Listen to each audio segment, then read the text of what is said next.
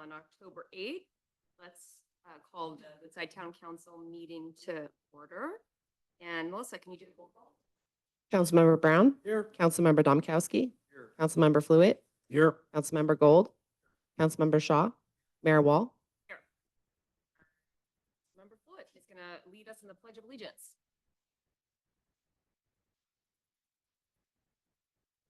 To the flag of the United States of America and to the republic for which it stands, one nation, under God, indivisible, with liberty and justice for all. All right, we will move on to the public communications period. Pursuant to Government Code Section 54954.3A, persons wishing to address the council on non-agendized items that are within the jurisdiction of the town are invited to do so. Please note, however, that the council is not able to undertake extended discussion or to act on non-agendized items. Such items can be referred to staff for appropriate action, which may include placement on a future agenda. This communication period is limited to 5 persons, 3 minutes each. Any additional persons wishing to be heard will be scheduled at the end of regular business. And we will start in the room. Is there anybody that would like to make public comment?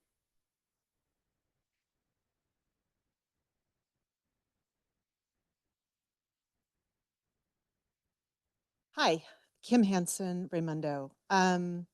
I have just started paying attention to things, which my family would say is not true, that I've paid attention to things for a long time. But what I've been looking at are some of the items on the consent calendar. And the description for the consent calendar, it says that these items are routine. And I would ask the town council to make sure that you look at some of these items because I feel like some of them aren't routine. Specifically, I'd like to highlight the Wait, hold on, Kim, I'm going to pause you. Just quick Yeah. question, Jean. I know public comments meant to be on non-agendized items. Are we still within our okay to talk about the consent calendar? Yes, I think it's, yeah, because there aren't any. yes, I think comments are fine under public comments. Okay, I just wanted to check. All right, sorry, Kim, go That's ahead. cool. Okay.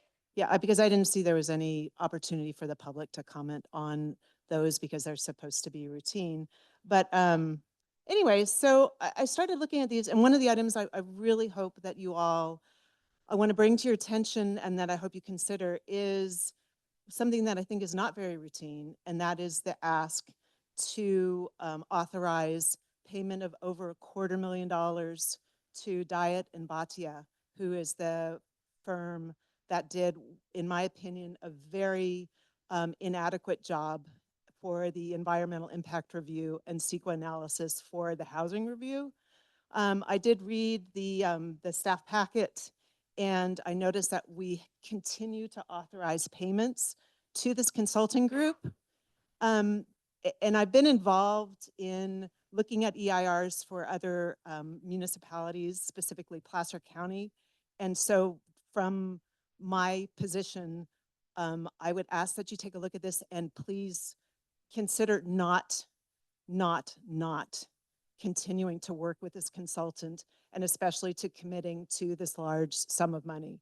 You'll see in the demands against the town, we have another $39,355 expense that you would be authorizing just in your packet.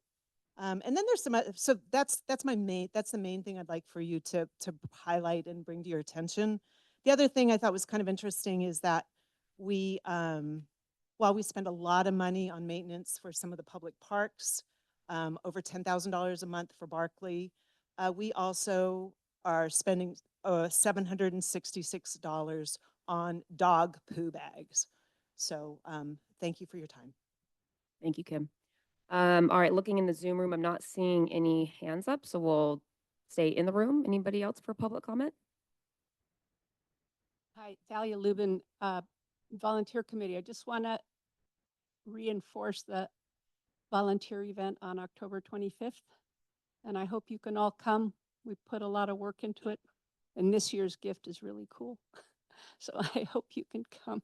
Dalia, just maybe would you take a minute to describe what the event's going to be about? Who's it to? This is the volunteer party that used to happen at the holidays, and we switched it to the weekend before daylight savings, and we didn't want to compete with Day of the Horse. And it was during COVID, we decided to make it a harvest party, and it was, we got such a positive response of having it outside here on the deck that we've just continued that date, and it seems to work. Poor Melissa's been trying to, you know, nothing seems to work. A hard mailed invitation, email, I don't know what, and Friday's the deadline for ordering the food and wine. So she's been on the warpath trying to get. I guess we need to explain what RSVP means. I don't know, but anyway, so this is the big volunteer event, and we hope everybody can, and staff hope everybody can come. It's the 25th at 4 o'clock. Thank you, Thalia. Right outside. Yeah. Yeah, I mean, having been to the event in the past, it really is very well organized and a lot of fun. So And I'm doing all the flowers again. thank you. All right, still not seeing any hands in the Zoom room. Anybody else in the room want to make public comment? All right, I'm going to close the public comment period and move on to the town manager report. So over to you, Kevin. Okay, thank you, Madam Mayor and Council. A few items to mention in no particular order. I think, number one, I believe you all know the Kenyatta Corners project was before the ASRB last night, will be before the Planning Commission tomorrow night.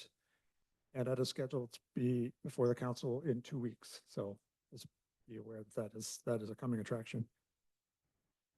We are looking at, we expect to have the re-roof of the buildings done in a time frame that's end of October, early November.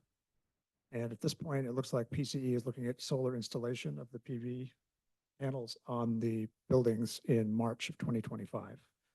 So that's another thing to kind of just keep an eye out for, be aware of. Wanted to mention, you may have seen in the news that our local captain, the captain of the headquarters bureau, Matthew Fox, has been promoted to assistant sheriff. So that's nice that we have somebody who knows us a little bit. That's late. Okay, well, that's late breaking. At any rate, we are expecting, and I think the mayor and I will be meeting with the new headquarters captain, Frank Del Porto, here in the very new term. The support that Fox had, the administrative sergeant Patrick Taylor, is still assigned to us and still the person that we use sort of on a daily contact. And related to that, you may have seen that a vice presidential candidate will be in town tomorrow. We are expecting that there will be a rally here at the Pioneer, similar to there was a couple weeks ago when President Trump was in town for fundraising. Yes. Go ahead.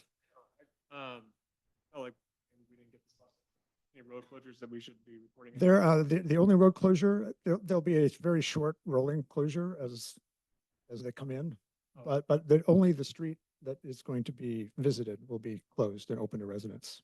Everything else should be open. I do not have the information. Sand Hill. Yeah, it should be. Yeah, it sounded like it might be a little slower around rush hour tomorrow than normal, but Yeah. no closure in the afternoon. I think the time frame on this is sort of 5-6 p.m. And that's what I had on my list.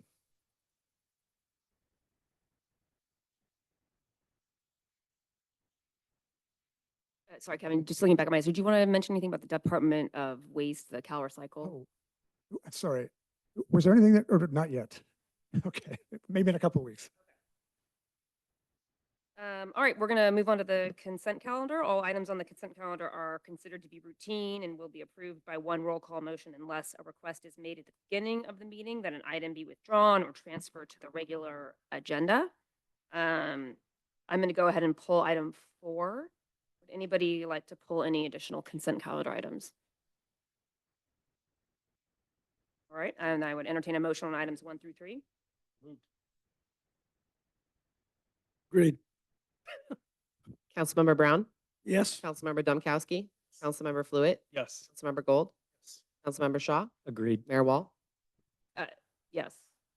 So given the public comment that we heard a few minutes ago, Kevin, I was hoping if maybe you could kind of just go through this item and kind of explain to the council, you know, what what contributed to the need to do a contract amendment and kind of just walk us through the process here. Yes, so we did hire Diet Bhatia originally to do our secret analysis for the housing element. The original scope of work included an initial study as well as an option for what they anticipated would be a focused EIR at that time.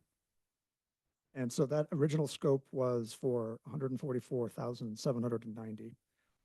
After we got our first comment letter back from HCD, there were a couple of areas that they asked us to do additional work on that I and Bhatia had some expertise on. So we also did a contract amendment with them for those two. One had to do with the sites analysis, the complete sites analysis for all of the town, as well as some analysis around AFFH. So we did a contract amendment for that for 53,115. And they billed to that contract. And after we did the scoping and the initial study, they determined that rather than a focused EIR in which they anticipated there would be 2 areas that they needed to do analysis of, there were actually 10. So they added significantly more. There were 8 more. And they went in and did that work without the benefit of doing another contract amendment. I mean, we had them going because we needed to get EIR work done. And we, in retrospect, should have done that before or during that work. All the work has been completed. So this would be to pay them out for the services that they have completed to do both the EIR work as well as the additional analysis that was involved in the housing element. Okay, I'm going to treat this like a regular item. So I'm going to do council questions for staff. We'll do a public comment. We'll do, to the extent we need deliberation. So it's just giving you an FYI on the process I'm going to follow here. So with that, is there any council questions for staff on this topic? Well, I think maybe the obvious one, based on Resident Hanson's remarks, is do we have any process? I mean, what was our experience? Do we have a process of rating consultants that we work with? Any kind of formal feedback or anything that we have documentation around? Is that a process that we need? I mean, we don't know. I mean, my point is we don't know how well we accomplished our goal. It's an unpopular outcome, but it is behind us. How do we interact with consultants in terms of feedback and knowing, like, should we hire them again? Should we not? Yeah. Well, I think it's experiential. And I will comment on the quality of the EIR. We did have an outside secret attorney that helped us, that reviewed it. I can tell you going through the process that I don't feel like it was tons of comments back. So it wasn't, in terms of getting it completed, I don't think it was a difficult process. I think one thing I would have liked was maybe a little faster. But in terms of quantity and quality and hitting the mark, I think that they did the job that we hired them to do. And I think that having our outside attorney kind of verify that as we went through and making sure that these were secret compliant also verifies that it was a good secret document. Understanding that not everyone would view it that way. And I suppose for posterity, I think I know we don't have a formal documentation process, but should we have a process that has like a little quick write-up that says these are the pros and cons of our experience, so that a future town manager or council will be able to access that if need be? Yeah, no, that's a good idea. Yeah. I'm sure we can find some way to do that. All right, Dick, do you have any questions for staff? Kevin, did we have any kind of estimate from them on how much it might cost this additional work they're going to do? I'd have to remember when they first raised that would be an issue, but it's commensurate with the work that they had done. So in other words, the amount of hours assigned, it sort of scaled up from the two issue areas to the 10. So it's 80% more then. Well, for that, You knew it was going to be significant. for that portion, yeah. That's all we knew. We didn't exactly. Yep. It was going to be. You gave them the go ahead based on that, or just your knowledge of it? They tell you that. Yeah, the combination of things, yes. I thought you were going to do, normally when we have contract items on the consent agenda, you're usually the one to say, how come this is going over budget again? And, you know, Yaz or Sean would come up and tell us whatnot, but this is work that HCD was asking to be done on the, It was two things. One component of work they did was responding to HCD comments. Right. And the rest of it was getting our, doing a complete EIR where we originally, right, when we originally engaged them, we thought the initial study process would take out more of that analysis than we needed. But between the initial study and the scoping, the public comments, they had more issue areas to look at. okay. Questions for staff? I don't have a question. I do have a comment. Okay, well, we're going to do deliberation. So Ned, any questions for staff? I guess just a clarification, I think you answered it though, Kevin, is the additional focus areas that they looked into, we asked them to look into this. The town did. Yes, yeah. I mean, CEQA as a process sort of dictates that. Okay. So, I mean, we didn't We really, knew they were going to do it. We approved it. yeah, we didn't have the option to say, okay, that is a potentially significant area, but we can't, let's not look at it. At that point, But CEQA law. notwithstanding a formal contract, we approved the work before it was done. Okay. Thanks, Ned. You asked the question I was going to answer, so thanks for that. All right, we'll open this up for public comment.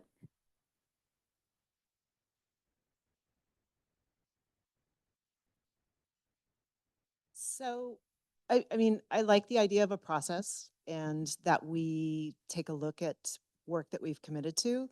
If I understand correctly, the original budget was $145,000 and then it crept up to over 250K. Like, shouldn't we have a process if you get overages of that amount of money that there, I feel like it doesn't belong in the consent calendar and that overage isn't acceptable and that there should be some type of scrutiny when items are that much more expensive.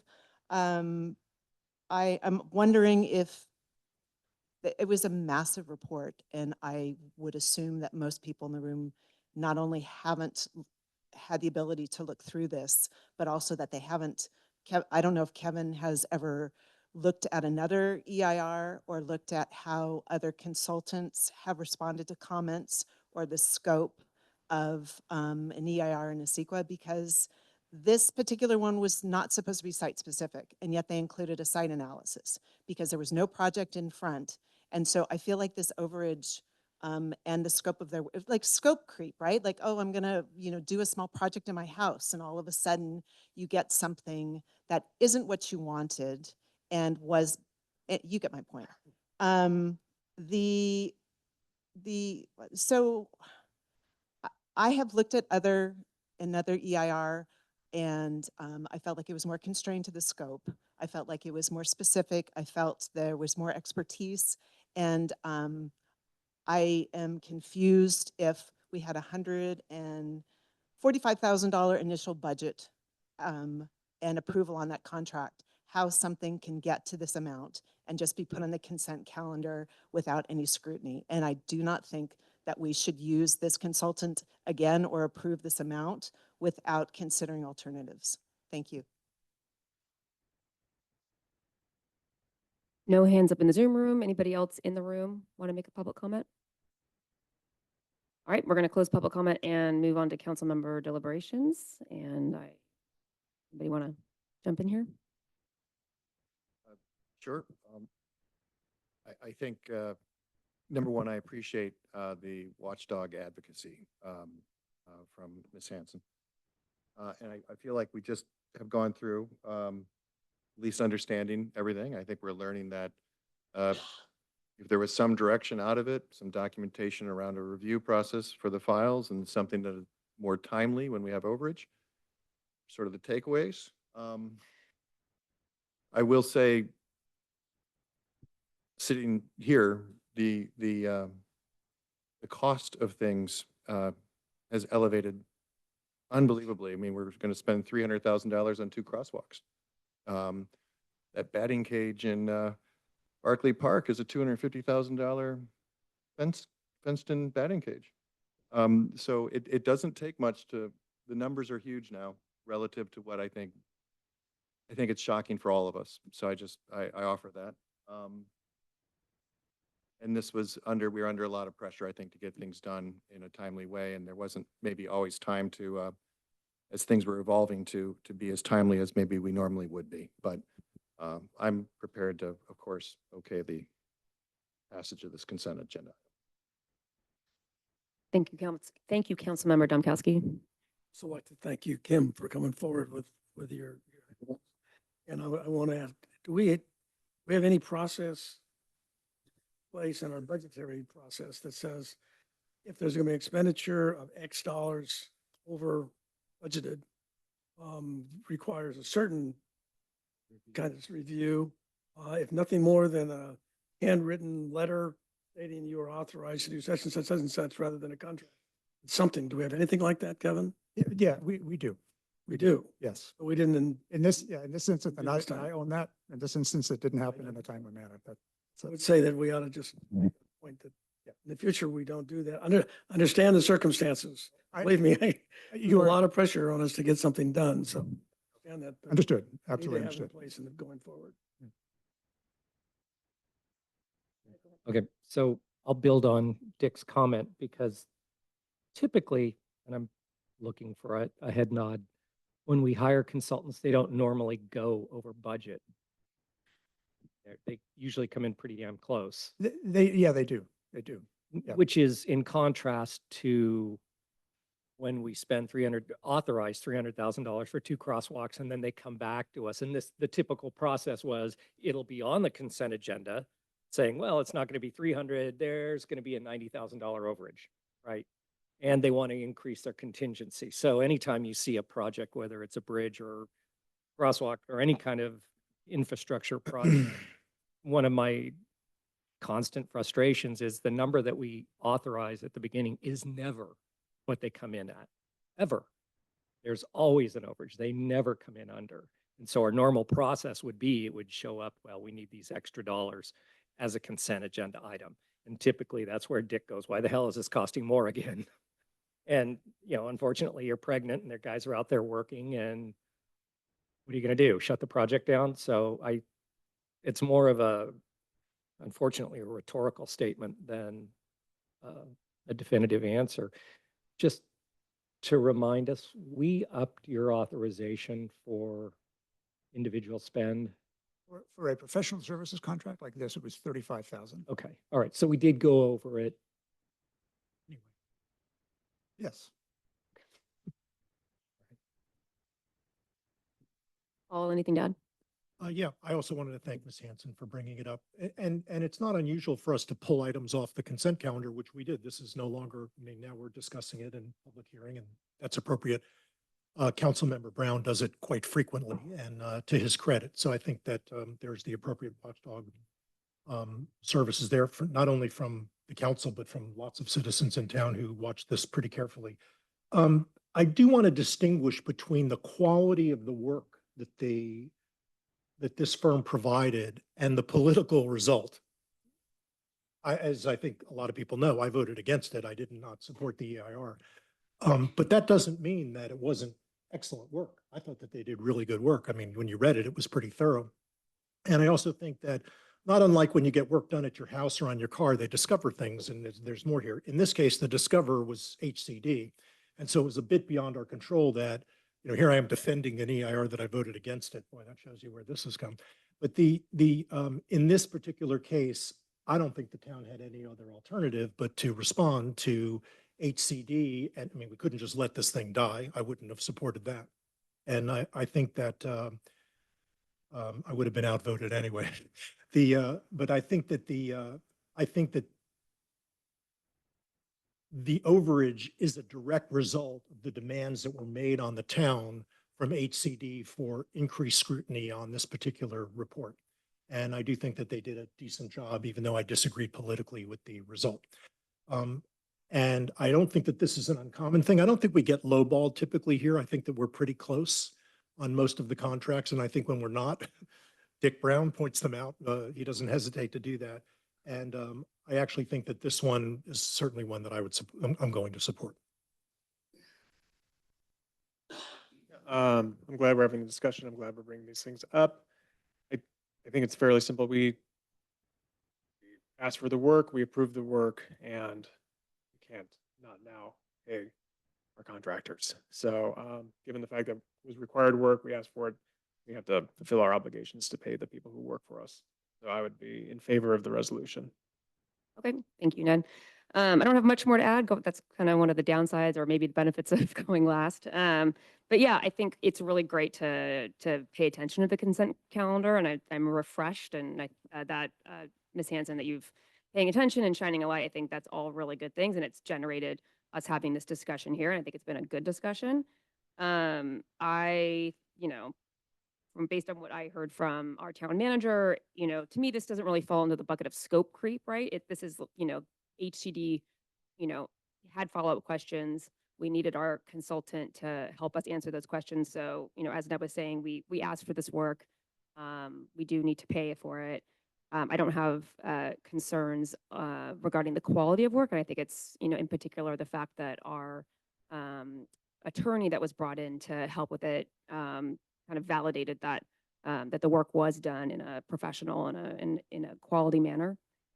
And I think really the only learning here is, in times of pressure and speed, it's still important to, pay attention to process and cost overages. And I know in my, non, Woodside Town Council life, like, working extensively with outside counsel, I've been in a position like this too. So it's just that is a learning that, when you're working with a consultant and you're adding tasks to the contract, we do still need to pay attention to how much that is accruing. But, I'm supportive of approving the item 4 here. So unless anybody has any further comments or questions, I would entertain a motion. I move that we approve consent calendar item number 4. Second, Councilmember Brown, yes. Councilmember Domkowski, Councilmember Fluid, Yes. Councilmember Gold, Councilmember Shaw, Agreed. Mayor Wall. Yes. Motion passes 6-0. All right, we're going to move on to our first item of new business. That's new business item A, and it's the introduction of an ordinance adopting a new section 94.06, the prohibition of gas-powered leaf blowers. And I am going to turn it over to Brandy to make the presentation. Good evening, Madam Mayor and members of the council. We're here tonight for the council's consideration is the leaf blower ordinance with the requested added exceptions.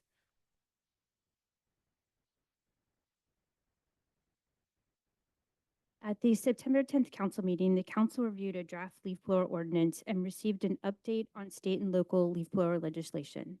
The council also approved an electric gardening equipment rebate incentive program and authorized the town to apply for a grant to fund the program. At that meeting, council directed staff to explore exceptions to the ordinance that would respond to residents' concerns about blower use during an emergency and on larger properties. The council also directed staff to utilize the full Peninsula Clean Energy Grant to fund the rebate incentive program and to expand the professional level rebate to larger residential properties. Staff is before the council this evening to present the updated ordinance and expanded rebate incentive program. Staff first reviewed the exceptions contained in other local leaf blower ordinances, as well as those municipalities that have some similarity to Woodside, such as larger properties and vulnerability to fire.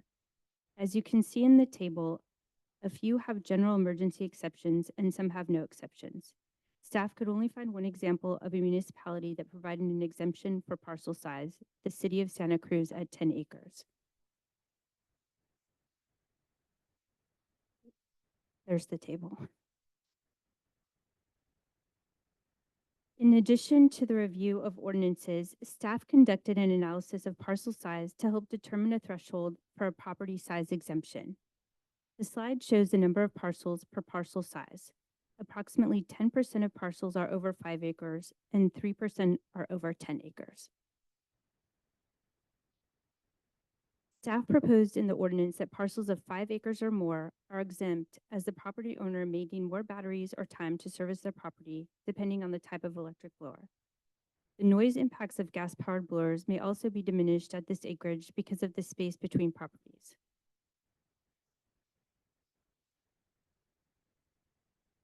The added exception language is highlighted in orange. In addition to applying the ordinance to parcels smaller than 5 acres, staff added the reference to the definition of parcel within the zoning subsection so that it will exempt the property with one owner that has multiple parcels under 5 acres each.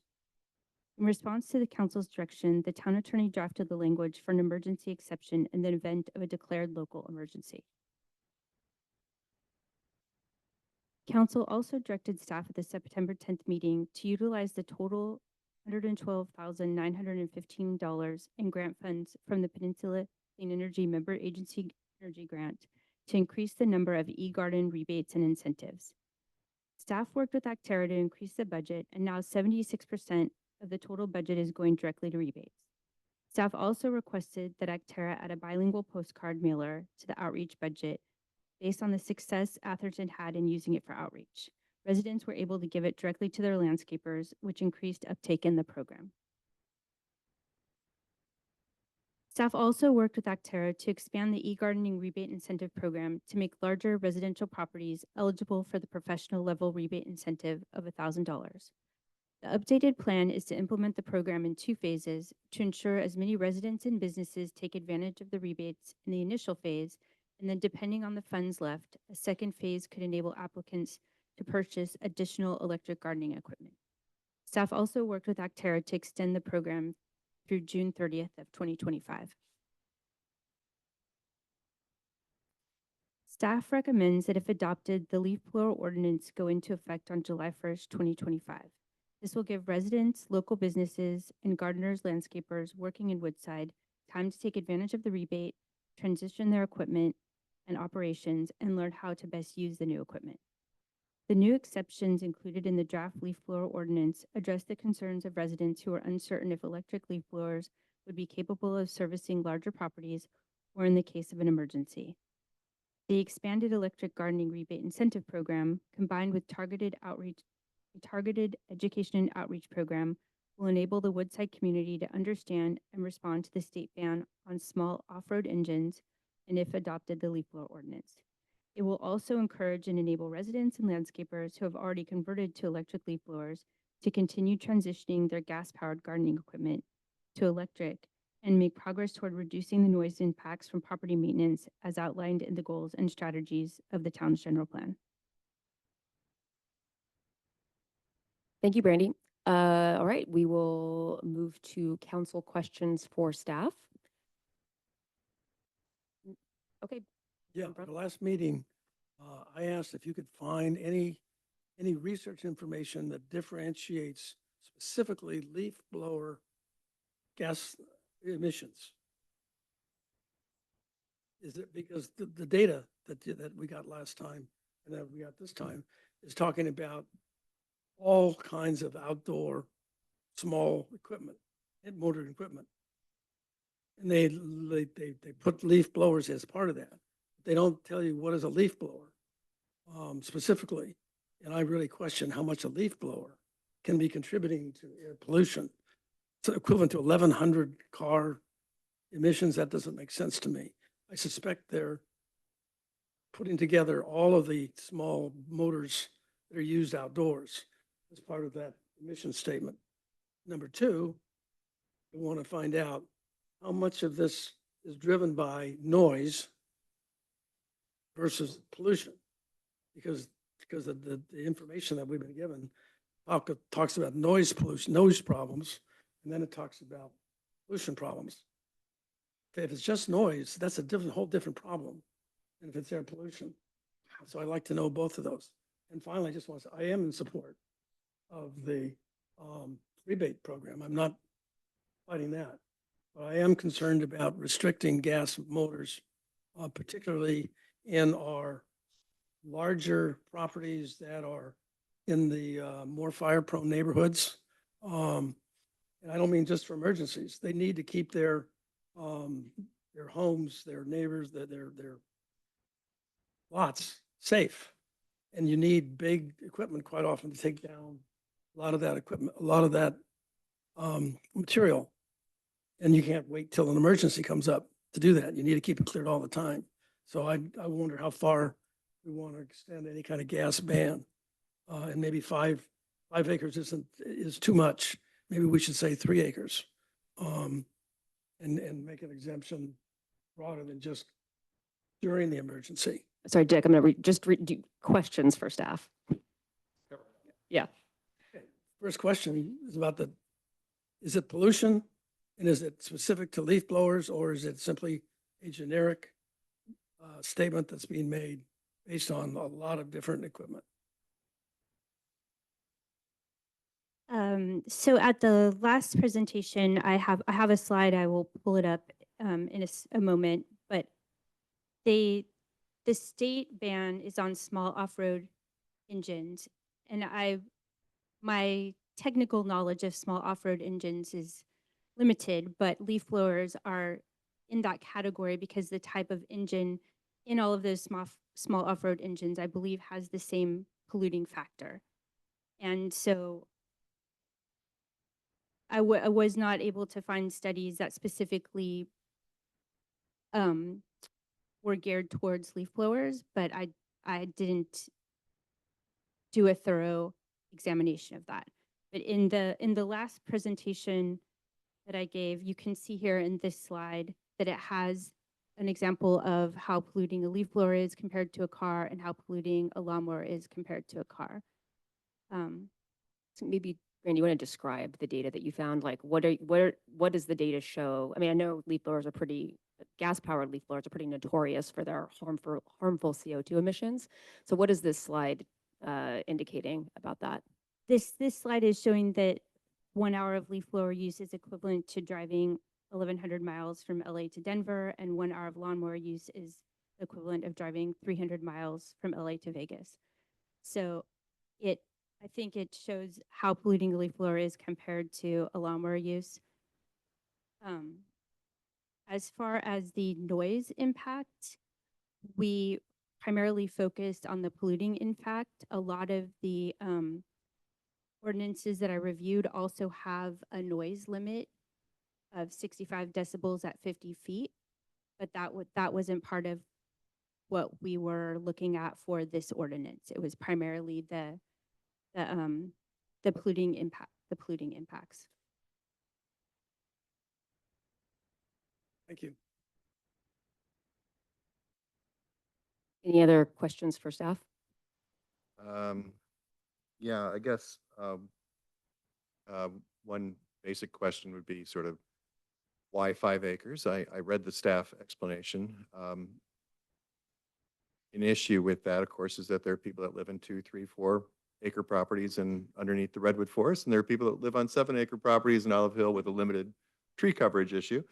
So I guess it's just sort of a why 5? I mean, why are we drawing that line in the sand? Is that just because it was a compromise because of direction from some members of the council after our last meeting just 4 weeks ago on this? Or is there a reason that you just, I mean, when you think about, you gave us that slide on the percentage of properties, you're looking for a 90% ban, I guess, is backing into it by saying only 10% of properties are 5 acres or more? Or how are you thinking about, why 5? Was that just sort of Yeah, I think. pulled out of the air a I'll little let bit? Randy also on this. I think, well, a couple of things. I think the main one was, as we were talking about the rebate program last week, Mhm. the 5 acres was a number that was sort of, we attached that we wanted to give them a commercial versus residential. So it was not driven by targeting 10%. I mean, after we kind of looked at 5, it was interesting to see what that number was. Subsequently, I know Randy has found this, and I think this is on your desk in front of you. Santa Cruz actually had a 5 acre, had a 5 acre exception that they've modified to 10 very recently. See.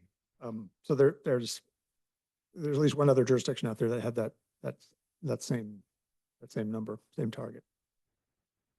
Okay. Another question just on power. I think Councilmember Gold last time had an interesting perspective from his own landscaping team around the battery packs and number of batteries one has to sort of replicate the power of a handheld gas-powered leaf blower. I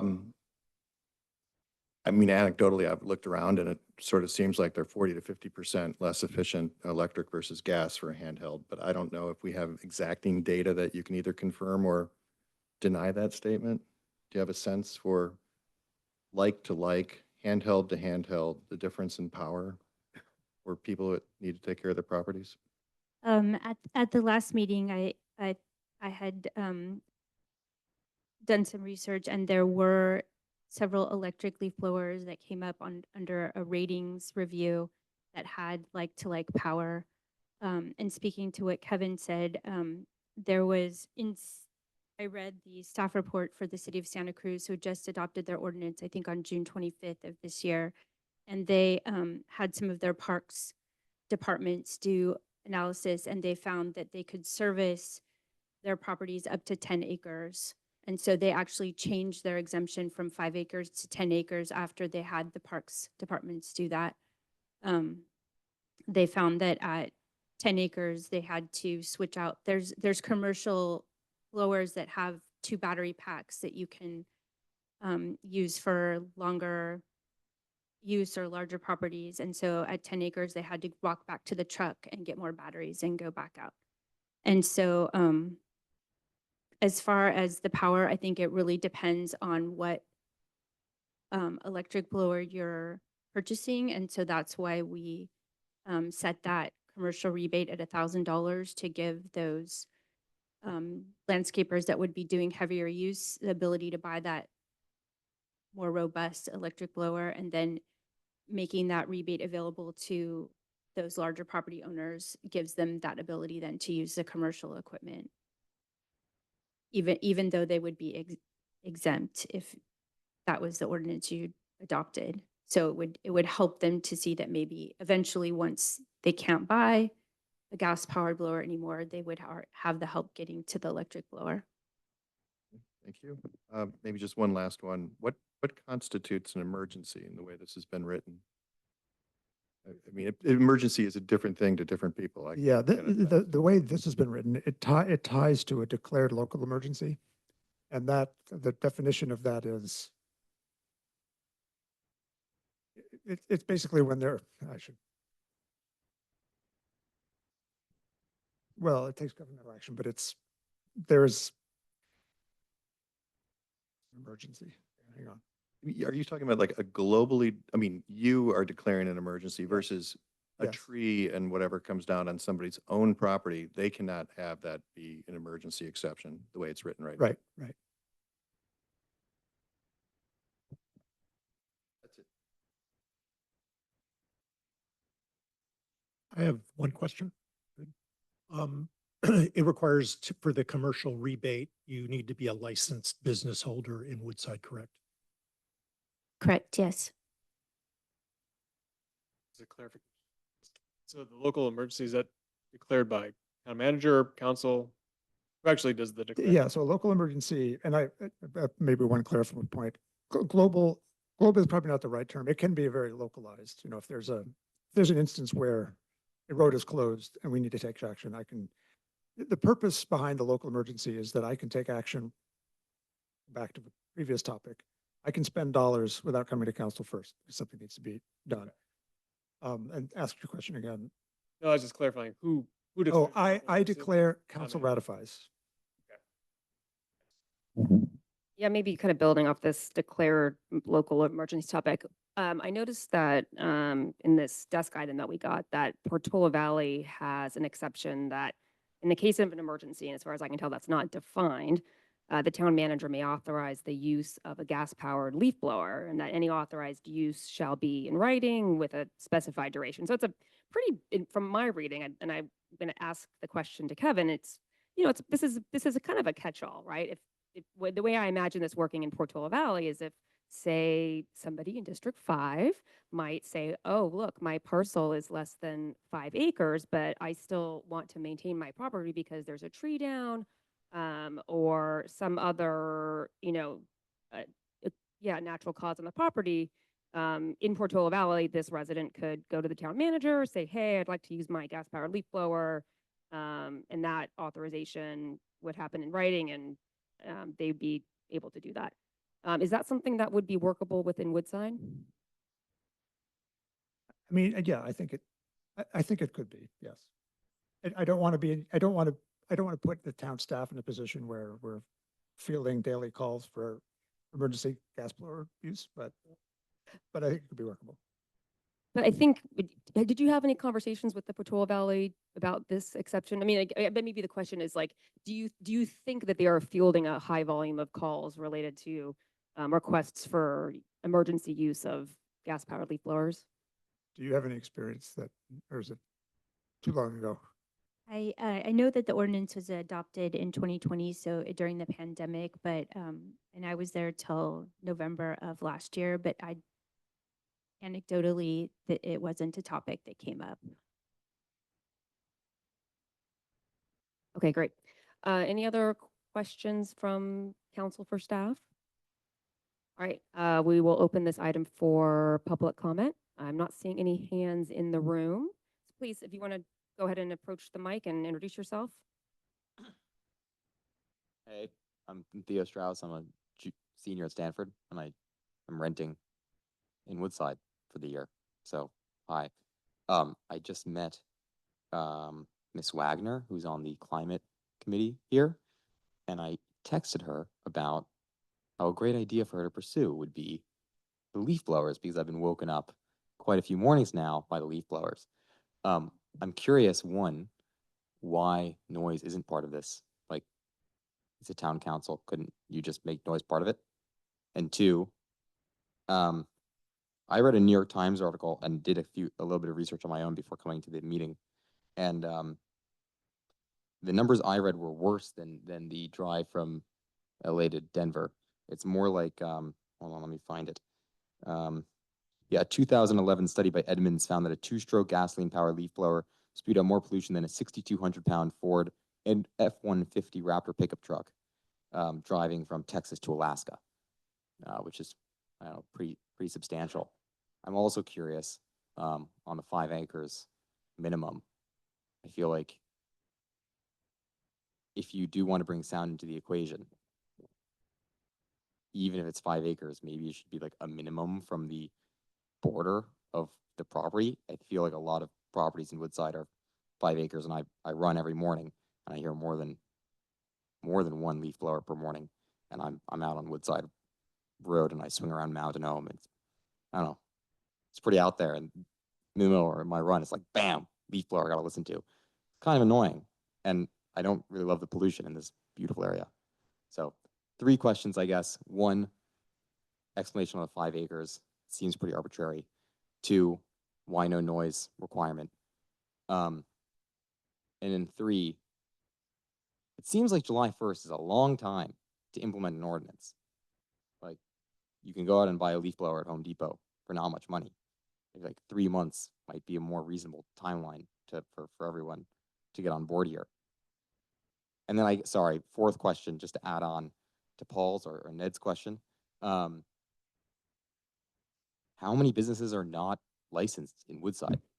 Because that could be quite a problem for businesses that are, say, registered in Redwood City and then aren't entitled. I'm just trying to think, like, how can you minimize as many injunctions against this ordinance coming into play, just to make it as efficient as possible? Okay, thank you. Sorry for taking. Thank you so much. Sorry, what was your first name again? Theo. Theo. Okay, thank you so much. We're gonna answer your questions. Let maybe start with the noise, because from my vantage point, noise is and always has been a very much a part of this proposed ordinance. I think we had, before I had my time on the council, extensive discussions around how noisy and annoying leaf blowers are to residents. So maybe, Kevin, can you kind of debrief us on the history of the noise aspect of this? Yeah, we'll try. I actually, I don't think noise isn't a factor in this. I'm not sure. I think noise and pollution are both factors. And what we've done historically, we are one of the few places that do not have a noise ordinance. We have a standard in our general plan, but you can't go to our municipal code and say, thou shalt not make noise over this amount. The way that the town has historically dealt with noise issues is to regulate the source of the noise, which this would do. So when the action that the town has taken historically on leaf blowers was to limit the hours, which I would argue is that's a noise regulation. It mimicked construction hours, which is also a noise source. So I don't think it's that noise isn't a consideration. I think it is. Yeah, and you may, for some people, it may be the primary and pollution secondary. I don't Can you, think it's agnostic on that. do you have any documentation of how many complaints about noise, mayor, leaf blowers we've had? I don't think I have a single source, but I know in my time I've gotten periodic, and it was very heightened during the pandemic, obviously, but the comment that I would get is not someone's using it wasn't illegal. It was, why doesn't the town ban leaf blowers? Why is this still okay? That's what I'm asking. How often do people complain? It's less now, but during the pandemic, it was pretty frequent. I mean, I don't know, maybe once every 4 to 6 months, someone writes to me. Once every 4 to 6 months. Yeah, that's writing to me. Whether they're reaching out to other folks, I don't know. Can I reapproach quickly? Yes, go ahead. I moved here 2 weeks ago and I'm coming in person just to talk about leaf blowers. If that offers any help for the answer here. Okay.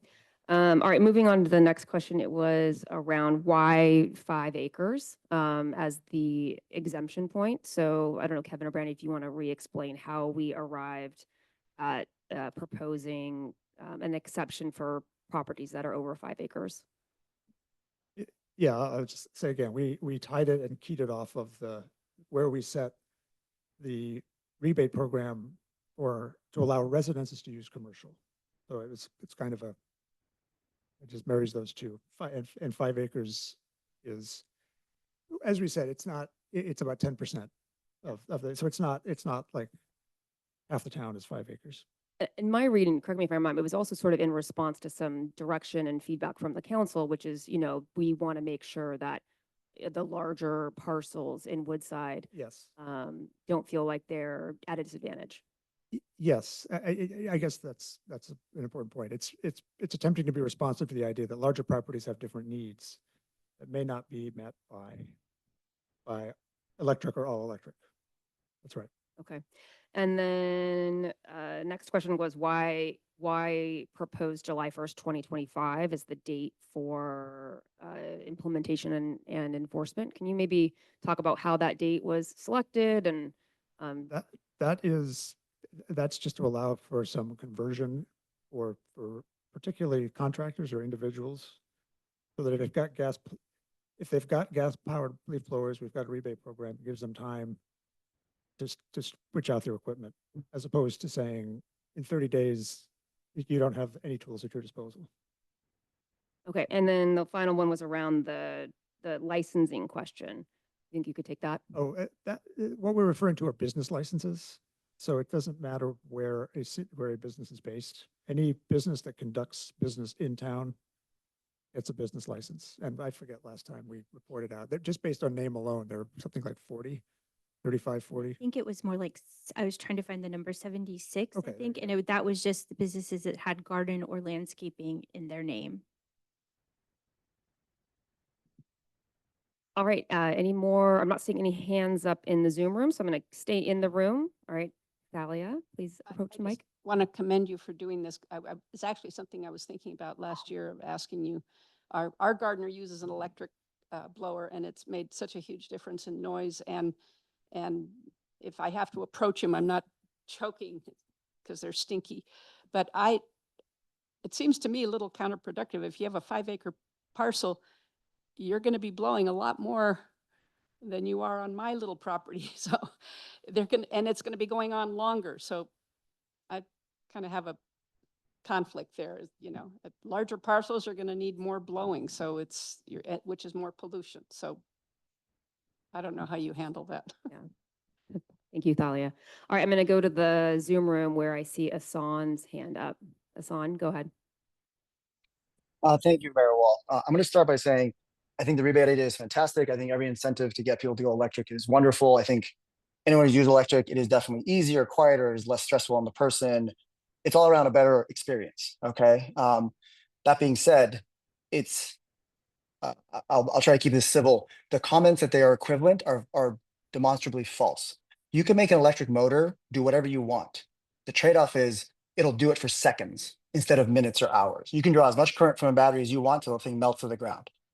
If you run these, commercial grade blowers at full throttle to be equivalent to the gas one, which they're not, your battery life is going to just plummet.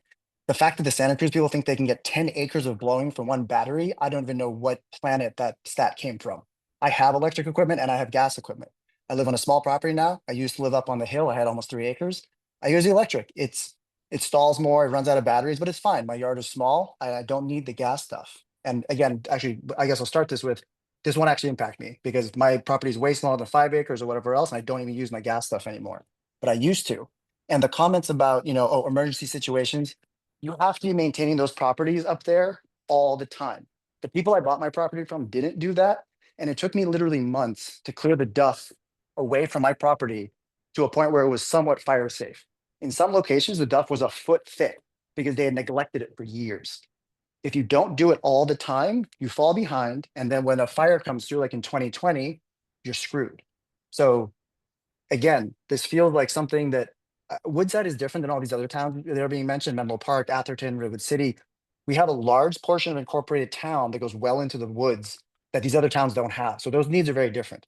The 5 acre thing, also laughable. Nobody's blowing 5 acres of property. You blow near your property, near your house, maybe near a deck and on a driveway. If you have 1 acre with 100 trees, you're way worse off, just like Councilmember Domkowski said. 7 acres in Olive Hill is way different than 1 acre up on Skyline. Beyond that, the comment about, oh, it can hit this, I'm sorry, I'm jumping around. There's just a lot of things I want to hit. It can hit this max speed. Max speed is irrelevant without a total CFM or a volume of air that's coming through it. I can make air go 200 miles an hour through a straw. It's not going to do me any good trying to get leaves off my roof. My own experience was at my house, I had about 2,200 square feet of house, 1 story. After windy days, especially in the fall, it would take me 1 hour on my roof alone with my gas powered blower just to clear the roof. After that, I have to come down and spend another 1 to 2 hours getting it off the deck, getting it away from the house, and then just getting it to a place where, again, it's not touching my property and trying to, burn my house to the ground in the case of a fire. Again, what I'm hearing is a lot of comments from people who clearly either haven't used the equipment or don't live in places where this is very critical to your well-being. Nobody's going to come down and ask for an exception when they got to blow their property. They're just going to get it done. If I lived up there, I'll be honest, I would ignore this rule to the nth degree. On top of that, my last comment, this is up by Skyline and Highway 84, where there are loud cars and motorcycles constantly. If we want to do something about noise, let's do something about that before we start over-regulating our citizens who just want to get their property safe. Thank you very much. Thank you, Hassan. All right, I'm not seeing any other hands in the Zoom room, so go back to the room. Hello, this is Hassan Abarish. I'm in town, excuse me. I am in District 5 of Woodside, and I took this opportunity to reach out to constituents, other people that live in District 5 to get feedback, because I personally have an electric blower. It generally works fine for me. It's a handheld. I bought the most powerful one I could find. But if I want to do my roof plus my very small property, it's not enough because we live in the redwood trees, and there's duff, there's other things. It just, leaves don't blow the same way duff does. Duff just sits there, and if you if you don't have enough power, it just doesn't move. And so anyway, so I reached out to other people in my area to see if their experience was similar to mine or what their thoughts were, and I got a resounding no from many people. And I just wanted to share some of the feedback that I received. So first, for people that had both, like Mr. Hassan, it was exactly that, what he just described. For handhelds, it can be comparable. But one, if you use it on max power, they run out of gas. They run out of electricity very quickly, and you have to have another battery or go recharge your battery. And then apparently for the backpacks, there is no comparison. It's always going to be stronger if you have a backpack, the gas powered backpacks. And then also a few other things people raised. While emissions from lawn equipment might be significant,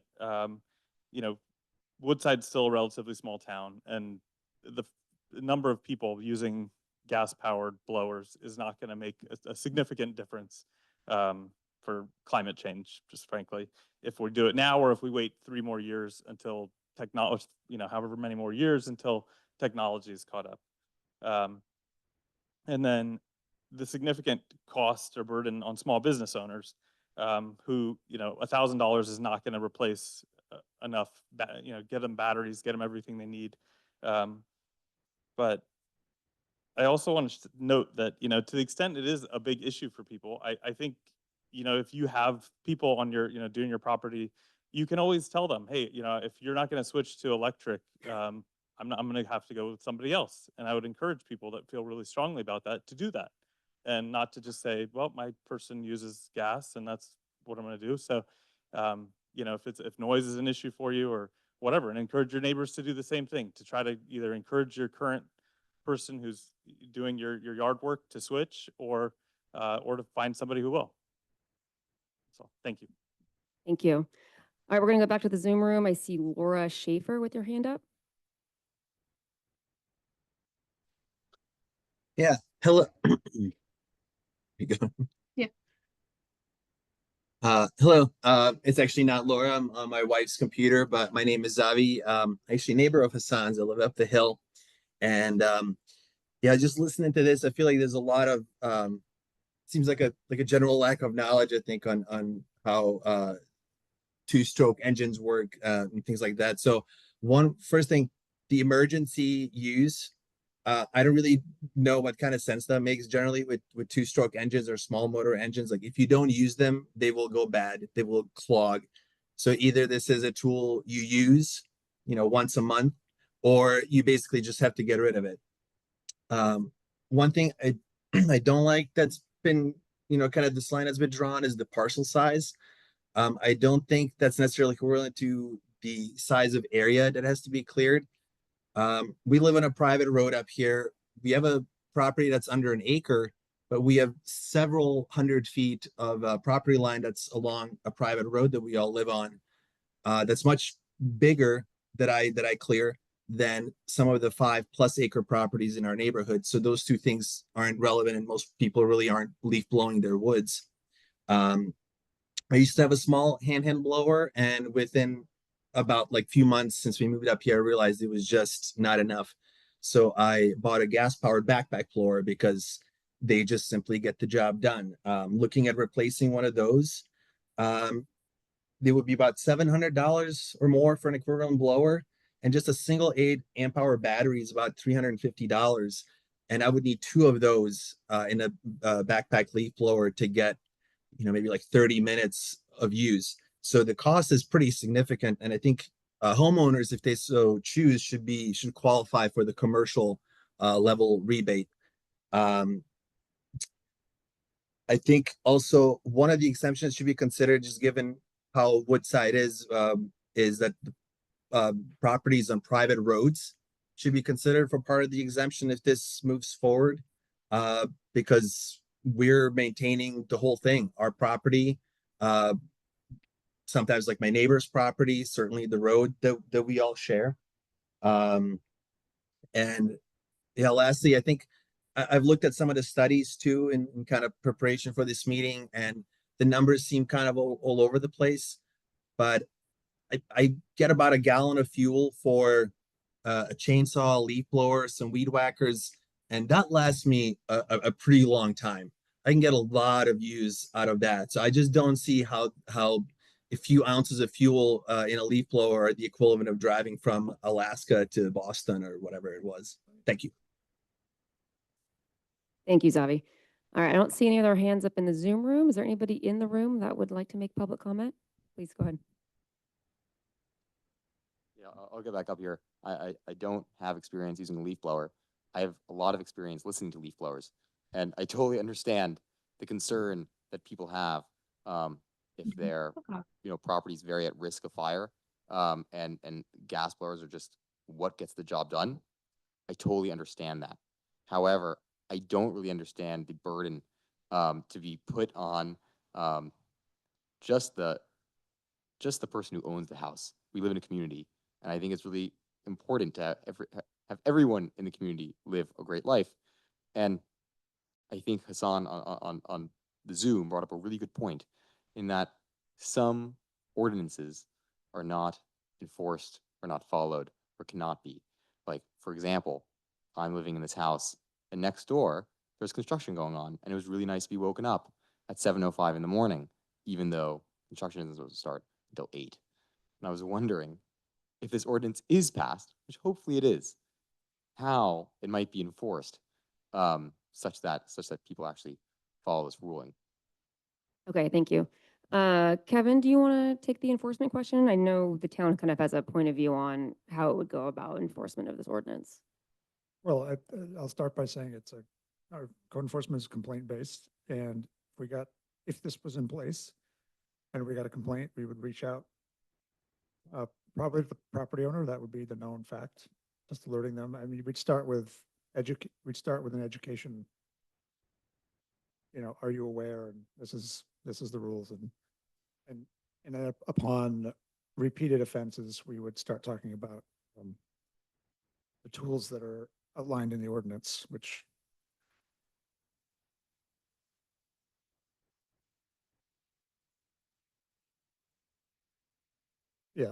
would include an infraction, just as like a traffic ticket, or I think very unlikely, but we could also try to take legal action as well.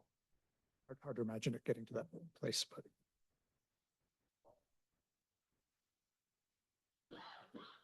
Okay, thanks, Kevin. All right, it looks like we've got one more hand up in the Zoom room. Virginia, you're up. Hi, Virginia Dare 207 Old La Honda. I agree with the previous speakers. The 5-acre cutoff, I don't just see how that works. I think it's all about tree coverage. It's not necessarily about size of property. And, if you've got 35 acres, 35 trees on an acre, and you've got 5 acres with, 35 trees, it's a really different burden. I will say, though, I'd like to encourage you, if you pass this ordinance or any, similar ordinance, to consider some language about the fact that we should not be using any of this gas-powered equipment on red flag days.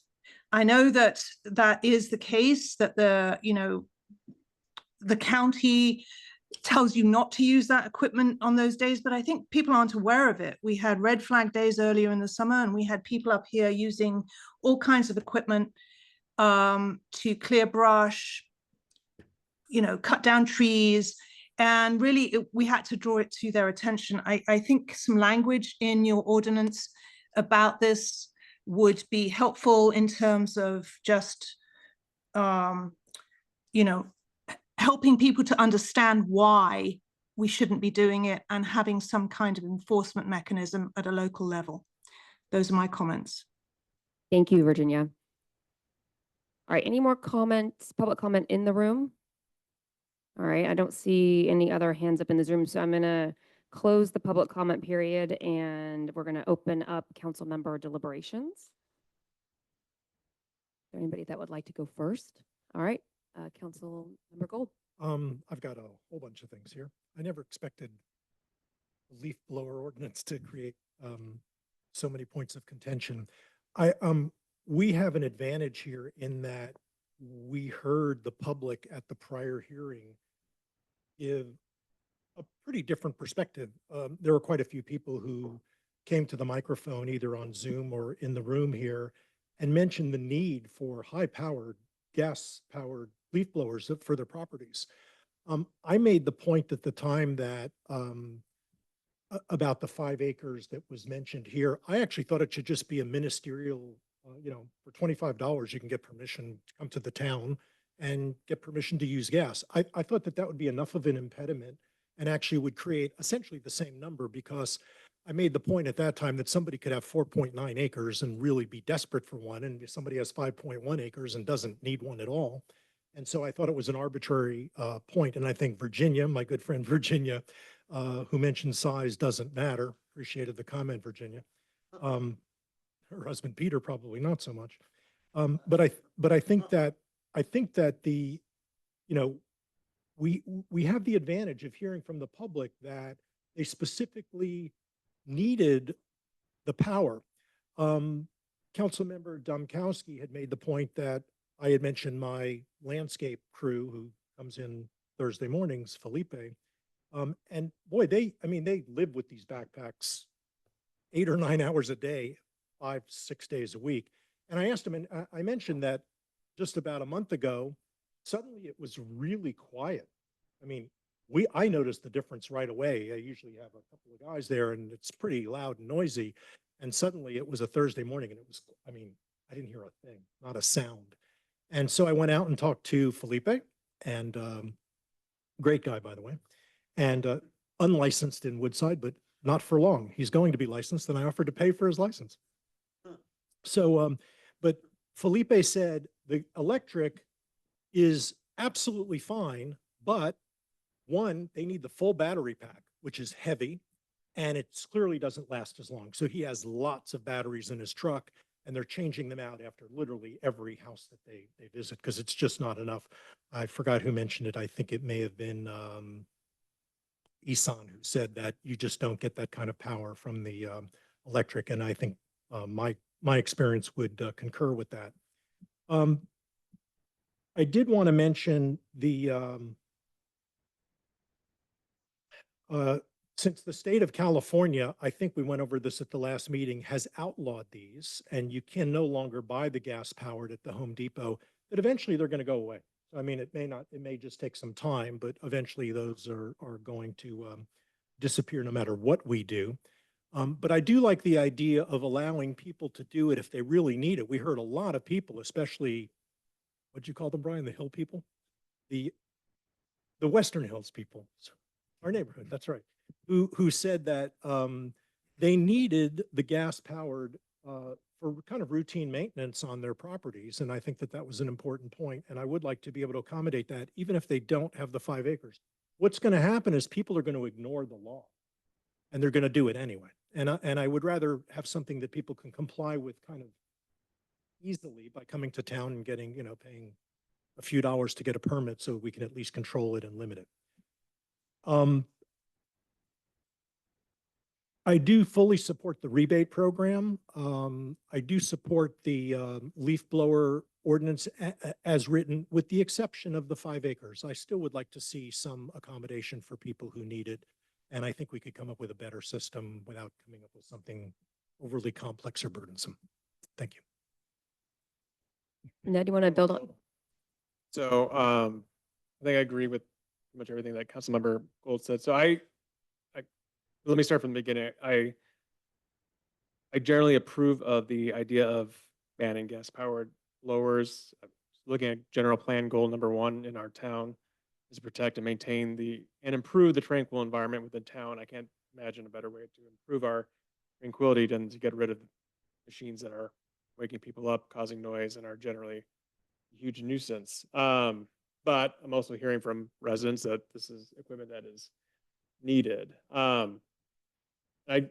We kind of brought this up 2 weeks ago, was it 4 weeks ago, of finding some kind of middle ground. And one idea I had was, you know, a permit where residents come to town and they give a reason why they need it, whether it's 10 acres or they live in a redwood forest or something like that. And after some reflection and discussion, I don't think that's a good idea, because that puts our town staff in the position of calling balls and strikes with residents and saying, your reason's not good enough, your reason's good enough. But I do like Councilmember Gold's idea, and sorry if I don't remember this from last meeting, but the idea of getting a license for those who need it. And I think if it's a minimal amount, like $25, those who need it are going to come down and get that permit. And then when a neighbor complains, you can say, hey, I have my permit from the town.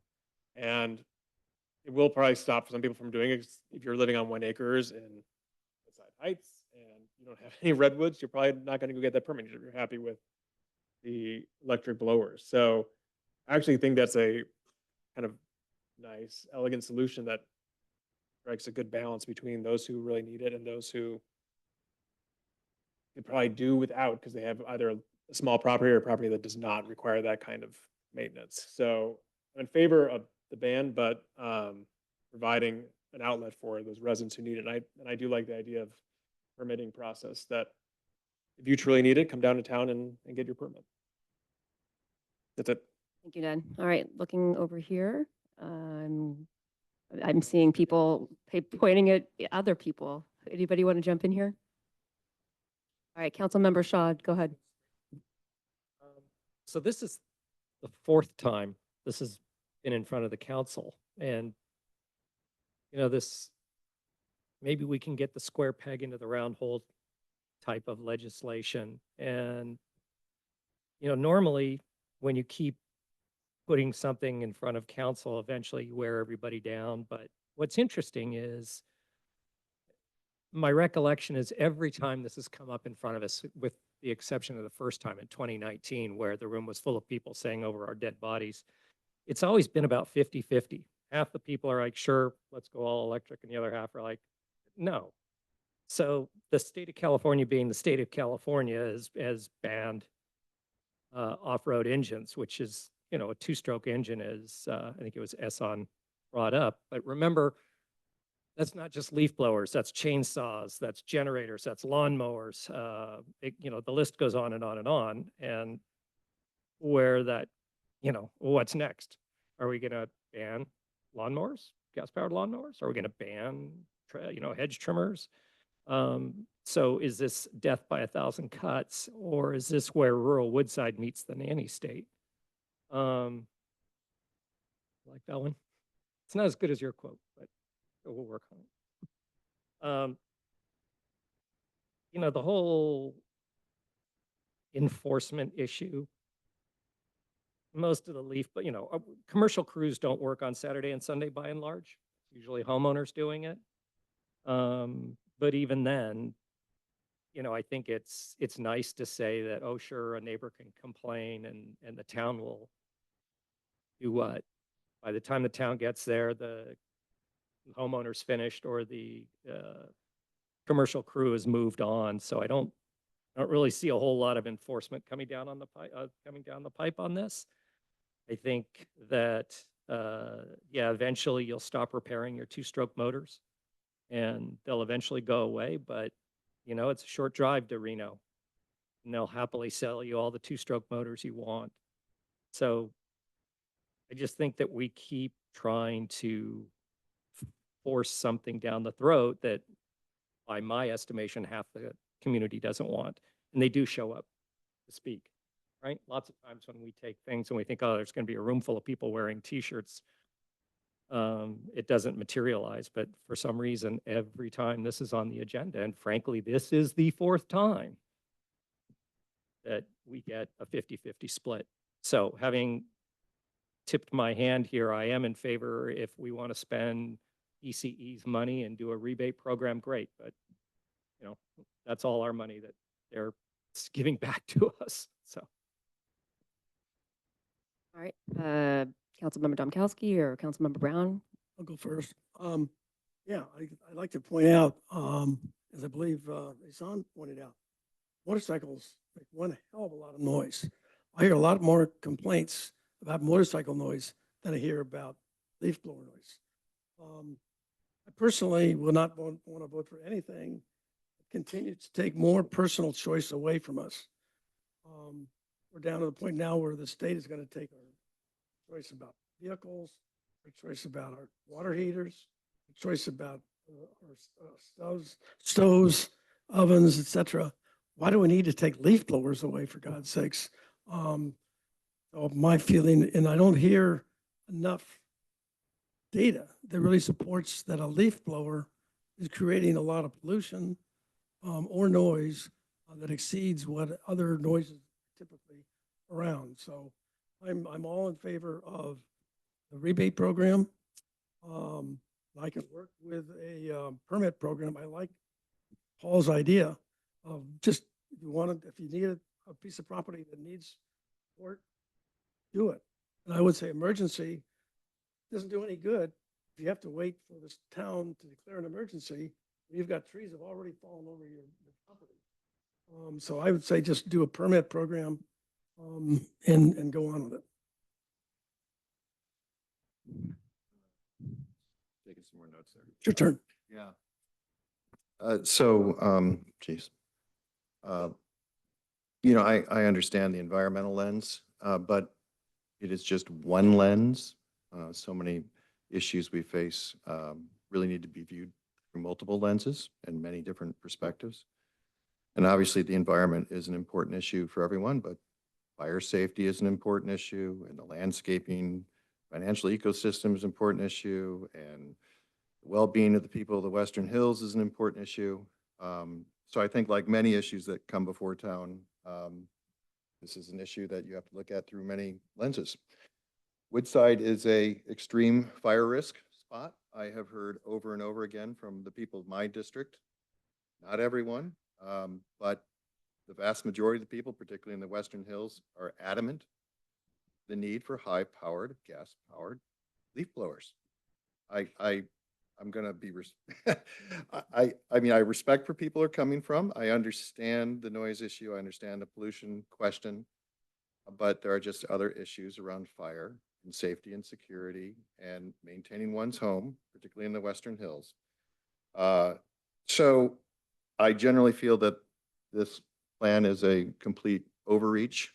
The technology may catch up one day and it'll all make sense, but I think when you're writing or trying to write legislation like this and it's exception after exception after exception, parcel size, an emergency, don't worry, we'll declare emergency, we'll do that. Okay, what about a permitting thing? Well, a permitting thing actually doesn't really even address your other concerns around climate, pollution, and noise.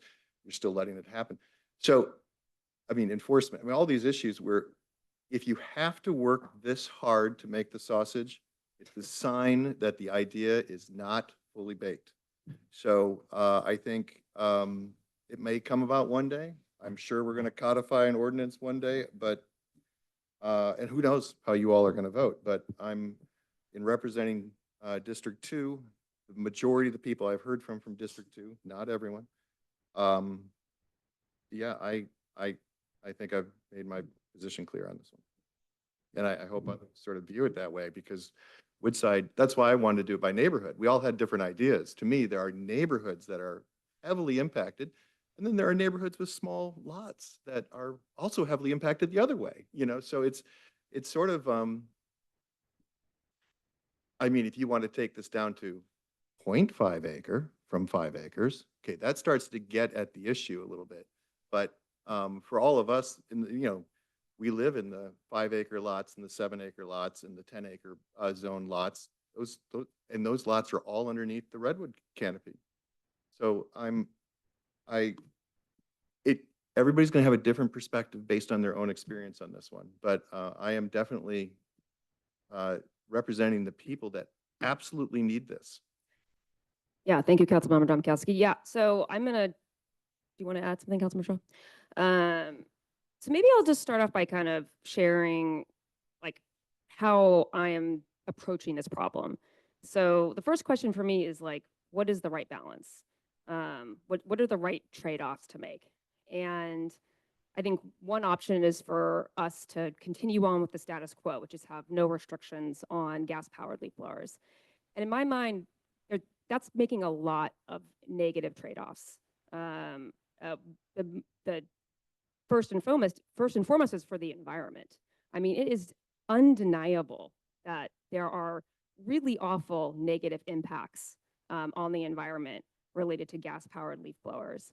There really is no debate about the data. Like, the data is clear that these things are just absolutely notorious for their harmful emissions. I made a note from a resident email that I got saying that a single hour of operation can produce as much pollution as driving a car for over 1,100 miles, and that's according to the California Air Resources Board. These machines emit higher levels of particulate matter, carbon monoxide, and nitrogen oxides, which are key contributors to air pollution, smog formation, and respiratory diseases. So, so yeah, I mean, in my mind, like there's really no debate that like the really harmful impacts on the environment from gas powered leaf blowers is just it's very real, and that's what the data shows. And then there's the noise. I mean, they're noisy, they're annoying. We've heard lots of I've gotten lots of emails. I think we had a lot of desk items last time around with people complaining that just the noise generated by gas blowers can exceed 100 decibels, which is above safe levels. And so if we're thinking about, oh, should we just maintain the status quo? Like, to me, that's not the right trade-off. And so then I look at the next option, which is, okay, like, let's just ban these things. I mean, they really, truly are like not great equipment. I think Woodside's as an outlier here. Like, the state of California has already banned the sale. Most of our neighboring towns and frankly, cities that look a lot like Woodside have also banned their use. I mean, Atherton, Hillsborough, Los Altos Hills, Los Gatos, Menlo Park, Monte Sereno, Palo Alto, Portola Valley, to which we compare ourselves all the time, and Santa Cruz have already taken the initiative to ban gas-powered leaf blowers. Now, I think they've made some smart exceptions to address concerns, and I'll get to that in a minute. Yeah, so if I put myself in the, okay, is the right trade-off fully banning these? I think no. I think we've heard from residents, we've heard some really important feedback that people want to use these in emergency situations, or they want to use it to maintain their properties. Now, subjectively, my personal opinion is, look, I'm not sure I'm convinced that a gas-powered leaf blower is the right tool for that, but I will admit I'm not the world's foremost expert on that. So fine, I think going down the like fully ban them path is probably not the right approach. So in my mind, like, given the negative environmental impact, the noise impact, the fact that we are an outlier and all of the cities and towns around us have essentially banned the use of gas powered leaf blowers, the fact that maybe the equipment is not totally comparable, but like there is the electric equipment is, pretty fit for purpose. They're not super expensive. It's not a huge out-of-pocket expense to get an extra battery. So in Councilmember Domkowski's words, applying, that lens, what I would hope is that we can, in my mind, apply the environmental lens, apply the noise lens, but also apply the lens of people, wanting to use this equipment in certain situations and find the right balance. And to me, that's the right trade-off to make. And so what I'm hearing tonight is that it's a little arbitrary, the ability to use it on parcels that are 5+. I think connecting the emergency to a declared emergency doesn't really work because we have declared emergencies so infrequently. So I really, given all of the lenses and all of the pros and cons, I really liked where Councilmember Gold and Councilmember Fluitt were going, which is, okay, given the feedback that we're hearing from residents, why don't we make this a ministerial approval, something that makes it pretty easy for people to get, and whether that's a license or a permit process, I think that would strike the right balance. And again, this topic keeps coming before the council, and I think I wasn't here for 2 of the times this came before the council. So in my time on the council, which has been about 4 years, this actually hasn't come up at all. It's only been agendized this year, so I can't really, I wasn't around for when the topic came up in the past. But, I think, the right trade-offs for me is not ignoring the environmental impacts and not ignoring the noise impacts and just saying, like we're just going to continue on the status quo. It actually is to go down a pretty complex sausage making process and strike the right balance. And so I don't know, I'm maybe looking over at my fellow council members to see if maybe somebody could be persuaded to kind of go down that path with me, to bake some sausage. Is your proposal we'll call it the gold proposal? I don't want to steal anyone's thunder, but to have have a ban, but you can get a permit for some nominal fee. I could say I'm definitely against like giving some reason, because again, I don't want to put the staff in that position, but you're in favor of that? Yes, I'm in favor of that. Okay, yes, I guess I would like to hear from our council members on that. So what does that actually resolve on noise, pollution, environment, climate? I can What does speak that to what do? I think it does. But I think it means that those who truly feel like they need this for their, you get 5 acres, or because they're in the redwood forest, they're going to come down to town to get that permit because they actually need this equipment. So I think people on my block, people in my area are going to come get that permit. But if you're on 1 acre on a sunny slope with no trees, and you're saying to yourself, I can either pay for a permit for this gas powered blower, or I just go get the electric one. Well, it's certainly a lot easier to go get the electric one. So I do think it's going to have an effect of reducing the amount of people who use electric blowers, because it's just that much. You have to actually want to get it. You don't have to give the town a reason why you need it, but you have to go down and do something to get it. I think the people who are going to do that are the ones who actually need it for defense, large properties, what have you. So I do think you're going to have an overall effect of fewer gas-powered leaf blowers in town, because the only people who are going to be willing to do this are those who actually want it. Whereas I think the people who don't need it are going to say, well, it's not worth it for me to go down and get a permit for this equipment that I don't actually need. That's why I think the permit would actually reduce noise and reduce the use of these leaf blowers. So when Kevin has to take the complaint every 4 to 6 months, his answer is going to be, well, the guy has a permit. Yeah. That's what we're doing. Mhm. I just If he does. don't believe If he that's does. a reasonable solution to what we're talking about right now, personally. But I appreciate the idea of sausage making. This is the second time this ordinance has come up in 4 weeks. My recollection was last time I was here, we all supported the rebate program, but there was a 4-1 opinion against this. But then there was direction to staff that didn't represent all the views. And here it is again. I think we should be taking a vote on this ordinance in front of us, and we should be on record. I think this is not a great ordinance, so I would like to see a vote on this ordinance if possible.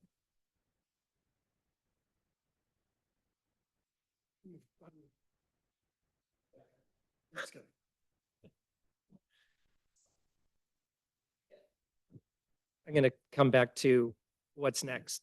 Lawnmowers, 2-stroke generators. I use one all the time in my lower driveway because I need to power electric tools if I'm working on something. Are we banning those? What about chainsaws? I was running my 2-stroke chainsaw when a neighbor's branch was blocking Winding Way, and it wasn't an emergency to call Kevin. It was an hour and a half of chopping up an oak tree. It's I think we're all saying no on the emergency language. Well, I get that. My point is, we ban leaf blowers. What are we going to ban next? I mean, I can't stand government banning this, banning that. It's kind of a head fake though, right? It's like, it's sort of like the what about, a little bit of what aboutism. Let's do Like this. the issue in front of us is the gas powered leaf blowers and the data connected to those showing how harmful they are to the environment and the noise, et cetera. But I mean, like, I get what you're saying and I appreciate it, but like, I think we should stay focused on like the tool that we're talking about tonight. Yes, it's whataboutism from September 30th in Daily Journal, San Mateo Daily Journal. You've got the state can right a historic wrong by recognizing tribal authority for cultural forest burns, right? These guys say it's part of their culture and they want to do burns in tribal lands. Forest fires kick off way more pollution than the town of Woodside's 2-stroke motors. So whataboutism, fact number 2, I know you don't want to play the whataboutism game. China and India together have in production over, can't find my card, 6 billion megawatts of coal-fired power plants. Those are either in production or planned for construction. We're nibbling at the edges. In the overall health of the global environment or even the local environment, we're nibbling at the edges. I get it. I don't want to breathe it. The noise is awful. But from a governmental standpoint, to sit up here and say, nope, that's banned. I resent it when the state does it. I resent it. I resent this not quite as much as I resent HCD forcing things down our throat, but it's the same feeling. No, I mean, look, All the motion. Call for it. I'll just finish what I was my comment, which is I get your like subjective resentment, but like I think as council members, like we have been elected to look out for the interests of Woodside residents, and on a very local level, this equipment has real negative impacts on our residents in terms of noise, in terms of the air that they breathe. There's been a couple other negative impacts that haven't even been mentioned tonight. So in addition to just like negative resident health, I think one unintended consequence of us continuing to be an outlier on this topic is that because all of the surrounding communities have banned gas-powered leaf blowers, where do you think all of that legacy banned equipment is going to show up? It's going to show up in Woodside, and then that's just going to increase the local impact. So I get like kind of your meta discomfort and angst around like what you call nibbling at the edges, but like that's what we're here to do, is to like talk about like things that have impact to residents in Woodside.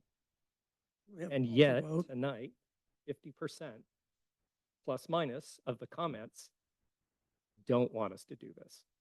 Which is why I think we're talking about the gold proposal, which is to find a way to address the negative impacts, but also meet the concerns of the residents that we heard tonight. Let's get a proposal on the table, okay?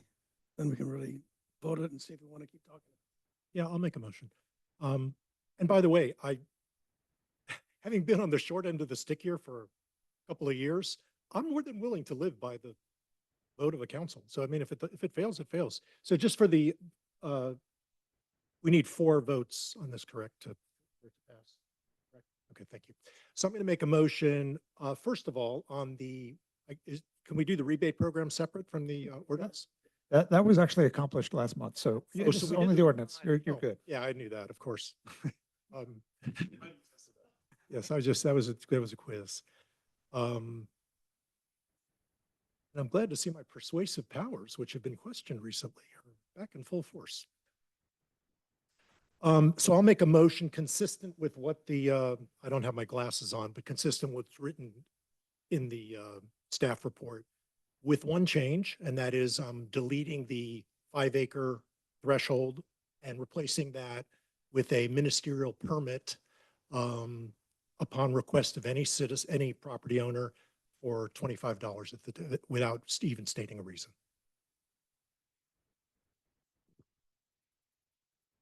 Excuse me, Councilmember Brown, No. Councilmember Domkowski, Councilmember Fluid, Yes. Councilmember Gold, Yes. Councilmember Shaw, No. Mayor Wall. Yes.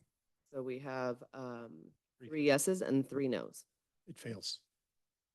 So the motion fails. All right. So we will go to the next item of business, which is agenda, am I getting this right?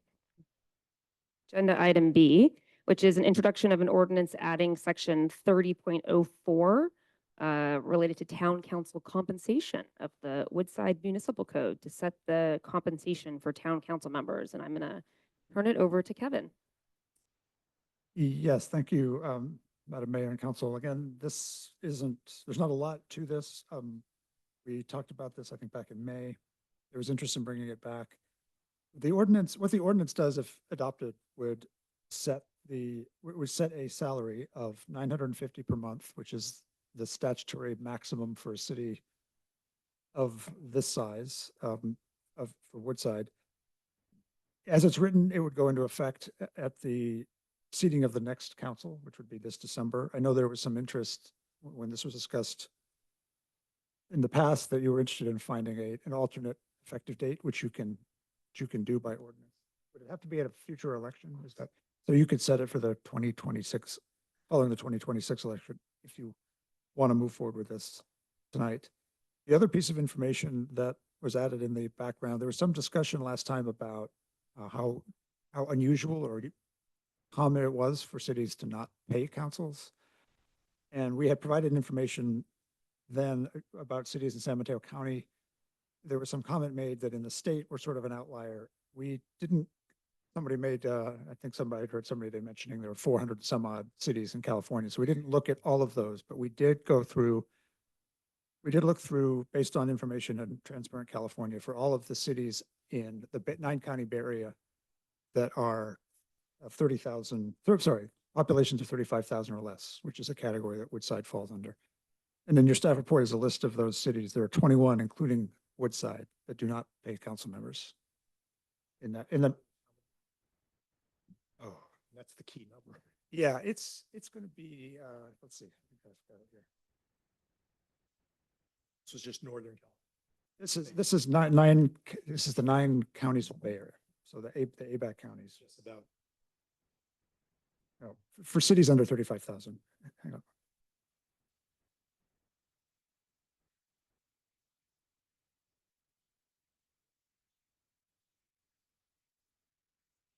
It's about 40 total in that category. So it's about half.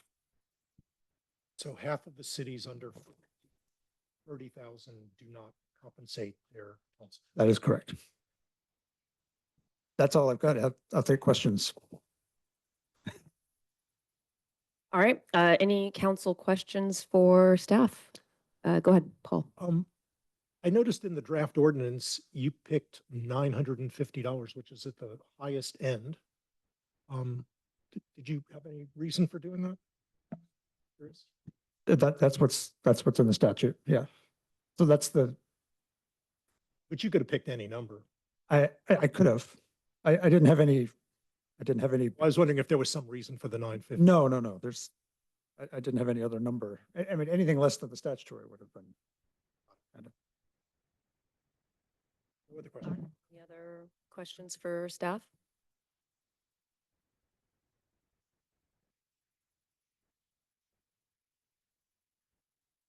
All right, I have a question. So I mean, I'll just acknowledge it feels a little weird to be deliberating and voting on something that impacts you monetarily. And I was a little surprised that it doesn't raise any conflicts issues. But maybe Jean, can you kind of just explain like why that's not the case? Like, why is it okay for us to be considering this and voting on something within which we have a financial interest?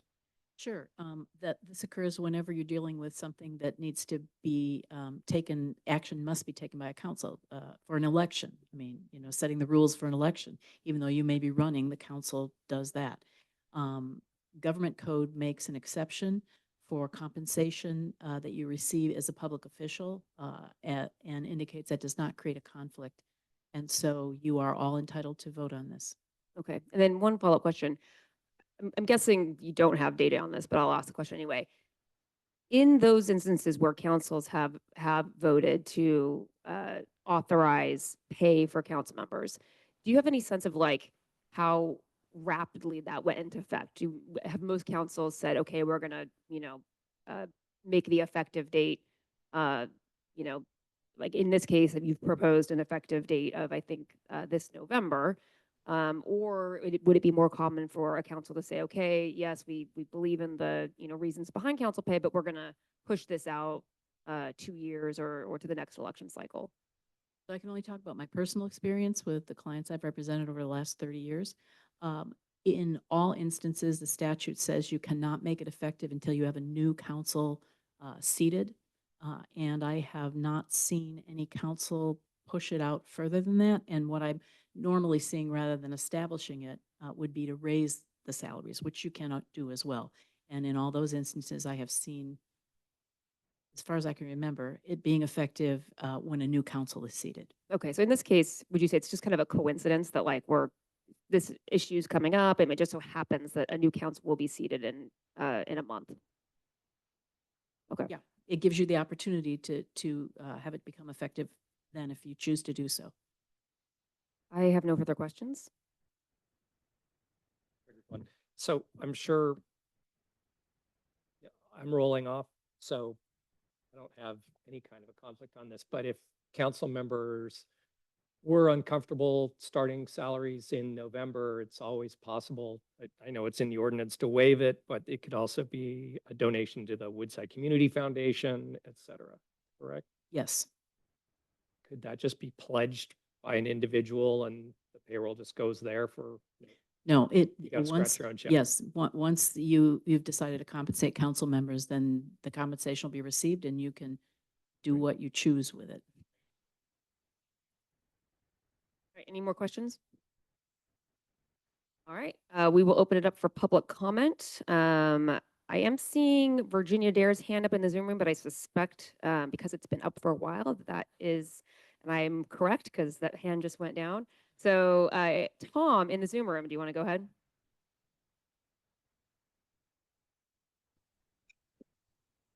I do. I think that this should be voted by the citizens of the town of Woodside, not a decision that should be made by the town council.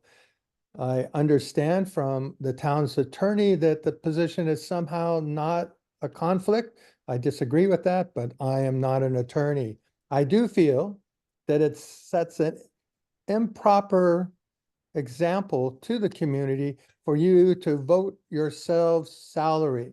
This should be a decision of the citizens of Woodside, not to the town council. So I strongly advise that you deny yourselves this and put forth an amendment that the citizens of Woodside would have the opportunity to say yay or nay.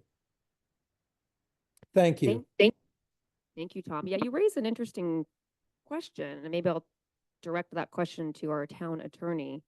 What would that, I mean, is that possible? How would that work? You know, is this something that would be possible via a citizen initiative? You could put an advisory measure on the ballot to ask the question, should the council of Woodside be compensated? And if so, at what level? You, the council, could place an advisory measure on the ballot asking that question. But again, it would be an citizens, advisory. could this be like a citizen, a topic that citizens themselves could form a ballot initiative around? I suppose they could, but they would be limited by what the government code says would be the top amount of salary it could be paid. So there would be some limits to what a proper initiative could say, but yes. Okay, thank you. All right, anybody in the room like to make public comment? Dahlia Lubin, I agree with Tom. I think this is a pretty major step. The town prides itself on being volunteer-run community, and I think it's an important enough issue that I think it should be put to a vote of the citizens. I can see some upsides if somebody needs childcare or has an elder parent or something, and that would restrict their ability to participate on the council. But I also can see and have heard some comments talking to people about this, that what, they're voting themselves a salary. Those people aren't here tonight, but I think you might get some blowback on this, and I think it would be more honest or open to put it to a vote. Thank you. Thank you, Dahlia. Maybe a follow-up on Dahlia's comments. I think I heard a question in there, but I think what's missing, it's just maybe some context. So the council, this was an agenda item from a few months ago, and we had a debate on kind of the rationale and the reasons why a council might vote to authorize a small salary to council members. I think, Kevin, what's missing for me in the packet is sort of a summary of that discussion, because we sort of just jumped right in to kind of the nuts and bolts of pay, but we didn't really cover kind of that substantive discussion that we had the last time around. Did you want to maybe take a moment to sort of summarize the discussion that was had at the last council meeting? Sure, I will do my best to do that. Reflecting words that I heard from the dais last time. So I think the one thing that's maybe missing here that you're alluding to is there was some discussion about whether or not, and I think during the meeting, I think Councilmember Fluid may have brought something up on a paper or study that somebody had done, right? But the basic idea is, or the basic concern was that service on council, which is more than just meeting twice a month, there's a lot that goes into it, may be a barrier for someone who is income limited or has other needs. They may have young children or paying for childcare, and some payment for service or some compensation for the service would potentially take somebody who sees all of that as a barrier and someone who I can't even put my name up for election because I just can't make this work.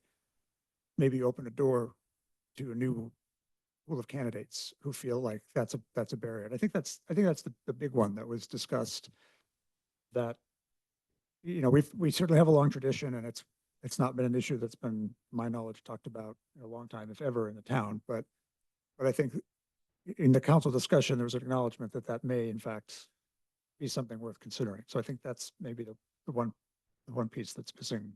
It's in the staff report. Yeah, I recall we had a discussion too, just around the complexity of the role and the time commitment. Yeah, and I guess just to expand on that, when I say the amount of time that it takes to be a council member is more than just the meetings. There's external meetings. It seems like, I mean, just in my term, Peninsula Clean Energy is a new thing. So we have a seat on the board. A council member that's another meeting and another organization that a council member who is assigned to that board has to be on top of and kind of understand.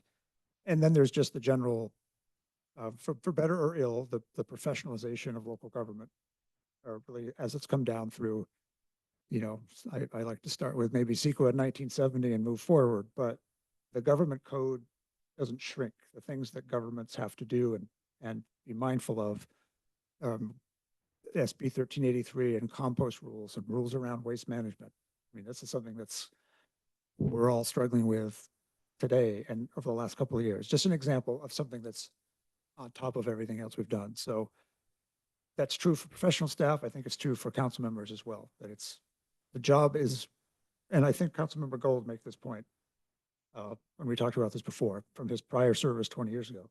I think you said it is different and it's more complex than it was then. Oh, great, thank you. Any other public comment in the room? All right, I'm not seeing any hands up, so I'm going to go ahead and close the public comment, and we're going to move into council member deliberations. Anybody volunteer to go first? All right, Councilmember Brown. First, I'll point out it has changed on compensation in the town council since 1956. In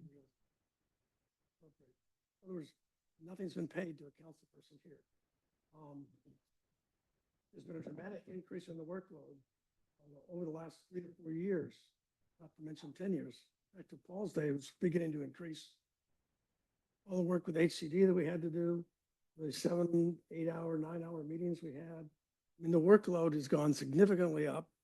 We've had to hire more staff at the town to handle the increased workload. I estimated that between my town council meetings, my committee meetings, my outside committees that I serve on for the town, and meeting with constituents, I'm spending about 50 hours a month doing town-related work. I'm at home most of the time in meetings, and that's not as mayor. The mayor does almost twice as much time per month. I think that deserves some kind of compensation. And I don't think it should be less than minimum wage. And I've also discovered from my accountant that I can't even write off from office because I'm not getting paid by the town.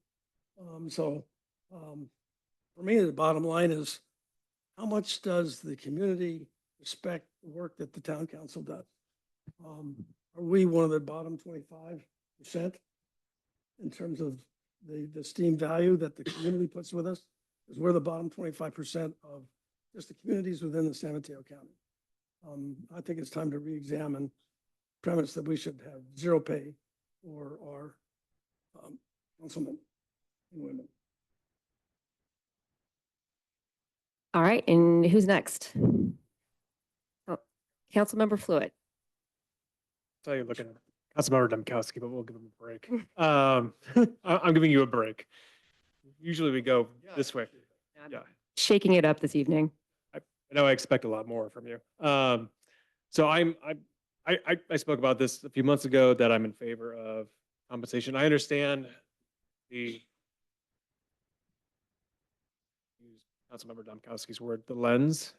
It's a little odd to give yourself a salary, but I also know that this is how government works. And from the federal government all the way to state level, the voters do not decide salaries. And I think there's a lot of reasons. I think Councilmember Brown gave some excellent reasons. I will once again quote from this 2018 Stanford Law Journal article called Compensating City Councils, that while few go into government work to get rich, common sense as well as the political science research on the issue tells us that pay is a consideration for at least some people in making the decision to enter or continue with government service. Without adequate compensation, legislative office simply is not an option for some who would otherwise be interested in serving, but who cannot afford to. So on that point, yeah, I think we will have more people interested in the position. We might get different folks who are interested, but I also agree with Councilmember Brown that there's a lot of work that goes into it. I think we are an outlier that we don't pay our council members. And then the point I made last time, and I'll make it again here, and I'll again quote from this article, that compensation also has implications for the quality of governance. While the public might appreciate city council members' decision not to spend additional public funds on their own salaries in the short term, failing to raise compensation to adequate levels may be a penny-wise, pound-foolish decision that is not ultimately in the public interest. Lawmakers may not be given the resources needed to adequately handle the complex issues they face and may then be cast out by voters for failing to accomplish the tasks they lack the resources to deal with. So, this is not necessarily a scientific reason, but I do think that I think you all do a fantastic job. So I'm not denigrating any of the council members, but I do think there is a powerful motivator when you are getting paid by the town to do your absolute best. Attend those meetings, respond to those emails, and work to your highest level, because even if it's $200 a month or $950 a month, just knowing that you are getting some part of the public fund is a huge motivator for people to do their absolute best. And I know I remember getting an email, I won't say nasty, a harsh, I'll say a constructive email from a resident once, and it was very long and very constructive. And then 20 minutes later and it was fair, like they had a legitimate reason to email me, and 20 minutes later they wrote and said, "Oh, I just learned you don't get paid. You can ignore that email." And we actually don't want that to happen. We want people to say, "Hey, we are providing you some part of the public treasury, and we expect you to respond to my constructive email or respond to my problem." I don't want people to say, "Hey, actually, don't worry about it. We don't pay you, so I'll talk to somebody else." So I do think the level of governance, I agree with this article, that the quality of governance is going to rise by giving us some kind of, or us agreeing to have some kind of compensation for the work that we do. And I do think we'll get a wider variety of people running for office. So I'm in favor. You want to jump in there? I'll jump in. I'll build a little bit on what Councilmember Brown and Fluid were saying, that, at the end of your mayoral term, someone will read you a very nice proclamation that Kevin wrote. And part of that proclamation every year is how many hours of town council meetings. All right, well, Sage will write it if you're, a short timer. Anyways, one of the whereases in this will say how many hours of council meetings and deliberations you sat through. And, that's such a fraction of it. And you're right. I think the amount of time the mayor puts in is 2x. Today I did 3 calls with constituents that probably added up to an hour and 15, hour and a half. I had 2 or 3 emails I had to respond to. And then, right before the meeting, I was getting texts from another constituent. So, just prep it, plus your prep time, reading through it. This isn't that thick of a packet, but we all read it. You get easily 10, 15 hours a week just as a council member in doing all this stuff. And then, as Dick had said, you have all your outside meetings and committee meetings. And then again, I know how many hours you put in this year. So in terms of what gets written on a nice proclamation is one thing, but what goes into the work behind it is a significant order of magnitude greater. The point that I wanted to build on in terms of should the town council be voting themselves a salary versus having the, residents via a referendum or an election do it. We are in the private world parlance, the board of directors. Kevin is our CEO. We vote on his salary. We approve Gene's rates as legal. And in the private world, the board does take care of its own compensation. That's not uncommon. So I'm in favor of it. I think, I don't have a dog in the hunt. I'm not going to see a nickel of it. But even if I had 2 more years on my term, I would still be in favor of it. Thank you, Councilmember Shaw. Who's left? Councilmember Domkowski and Councilmember Gold. Yeah, I don't know if there's too much more to add. I think the proposed stipend isn't particularly sizable. And I think it probably does translate into something less than minimum wage when you add up the hours, if you're doing the job right. And I would agree with Ned's comment on accountability. I think hopefully no one ever ignores emails. But I mean, can you imagine ignoring emails if you're being compensated to do your job? I mean, it's sort of I do think it will add to accountability. So I think the paper you're citing is probably very true. And, we had a long discussion about this before, and I think we were talking about, every time you go out, you meet at Bucks or Bakery, it's a cup of coffee. It's, people have come in here and screamed at us about the housing element. The night before or the day before had breakfast bought by me at Bucks.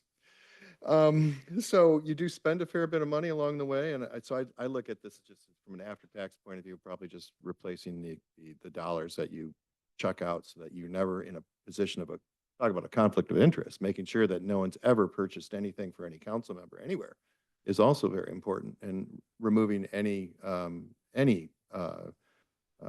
thought otherwise maybe is an important part of this too. So I mean, the only thing I'll agree with is the job has gotten a lot bigger. And, here we've been talking a lot about that with the town as a whole and where we might have to go going forward. And the same is true in terms of at least becoming a generalist expert on each of these topics I mean, you can spend easily 10, 15, 20 hours in prep if you wanted to on every one of these. It is gone are the days of knitting from behind the dais.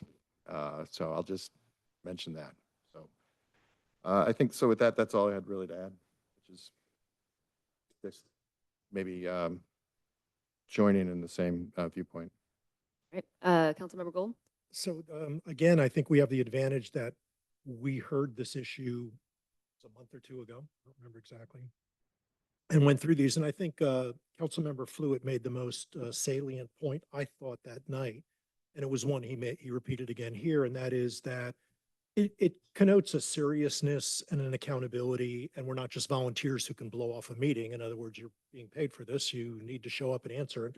I actually do try to answer my emails every day, whether they come from a constituent or not.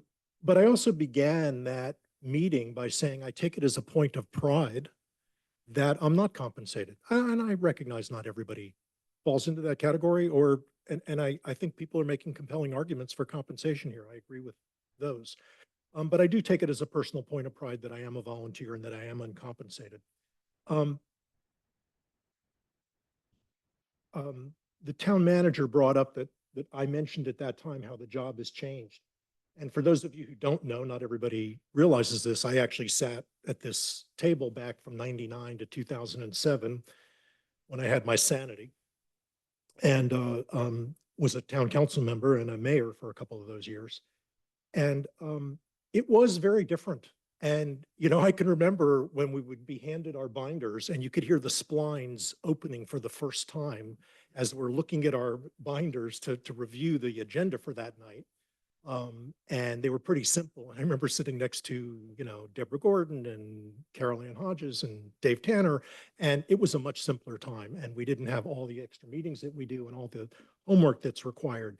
Today, we not only have those, you don't realize this, but we go to CCAG meetings and League of City meetings. And just last week, I was at the Office of Emergency Services for 4 hours one night at Justice Hall, you know, listening with other members of other cities.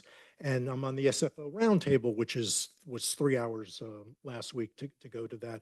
But also it's preparing for these meetings, which is a huge issue. And the housing element, I know that the town staff was busy, but if you think those 45-minute speeches that I make just roll off my tongue, I mean, I spend hours working on those things, you know, slaving over my computer to be able to look in here and pretend I'm spontaneous about them. So I mean, there's a lot of time that goes into those things. And I think that the $950 is going to end up being below minimum wage. I think Councilmember Brown makes a great point here. We spend a lot of time and effort on it. But again, I do personally take it as a point of pride that I'm a volunteer. I'm going to probably be the dissenting vote again, but I don't support it. But I realized all the arguments are pretty compelling on the other side. So I just have a philosophical issue. Okay, I guess it's my turn. So I'll start off by saying it does feel very uncomfortable to be talking about a topic that, that could result in financial compensation. So I'll just acknowledge that. And also want to acknowledge Thalia's comment, which, the history of our town, we've been volunteer based. And I think that's really important. I think this would mark, pretty significant divergence from that. I also think that like our subjective experience is kind of irrelevant, right? Like, your speeches and meetings and all of that, like, yes, we all do a lot of work. But we ran knowing that this was going to be a volunteer position. I would continue to do this as a volunteer. So like taking the subjectivity out of it, this is not about Jen Wall, it's not about Paul, it's not about any of us. It's more about like what kind of behavior do we want to drive? But it's a policy question. It has nothing to do with any of us individually. And so on a forward-looking policy basis, like what is the right thing to do? And I'm, while like I can see both sides of it, I am persuaded by the policy arguments that Councilmember Fluitt made. The role is complex.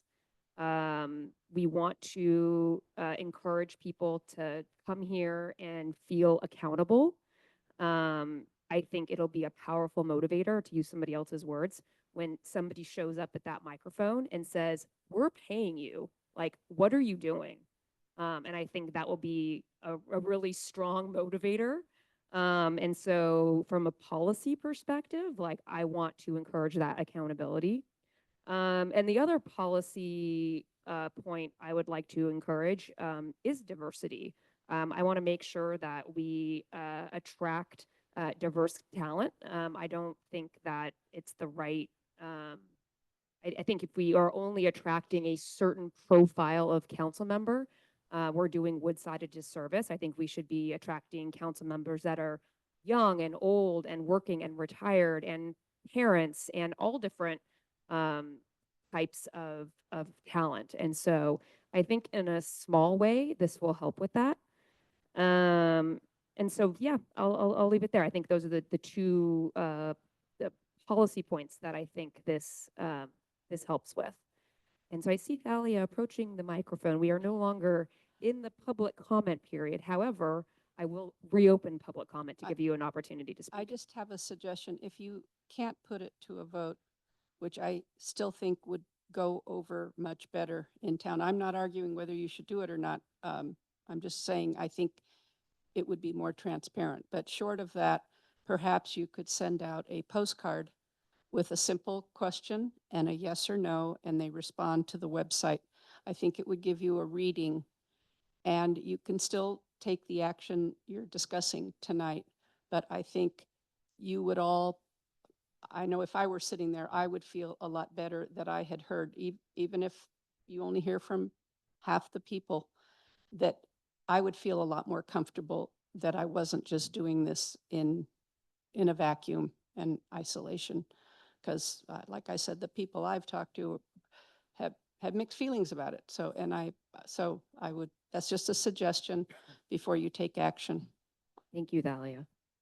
Any further deliberations based on Thalia's suggestion or at all, looking around the, Yeah, I'd like to just respond to that. As a person who I've expressed where I come down on this, I actually respectfully disagree with my very good friend Thalia in that we are a representative form of government. We're here to vote on things, and they've charged us with that responsibility. And I think that of all the things we deal with that should be maybe subject to a referendum of the people, I don't think that this is, I wouldn't put this one high, and you know I'm falling on the other side of this. So if anything, I should be more sympathetic, but I think this is one that clearly falls within our domain, win or lose. So Paul, maybe can I just, I hate to put you on the spot, and I totally respect your vote, obviously, but maybe I would love to hear you're indicating you're falling on the other side. Yeah. But I haven't yet really heard the rationale, the reason. I'd love for you to explain maybe a little bit more. I did, I mean, I said it was, I mentioned this as my first point 8 weeks ago, whenever we did it. I take it as a point of pride that, I mean, I can't be more specific than that I am a volunteer. I really do. I've never accepted so much as a cup of coffee from anybody in this town. I think, Ryan, maybe, have you bought me one? Oh, gosh, maybe I stand corrected. Well, maybe from a constituent.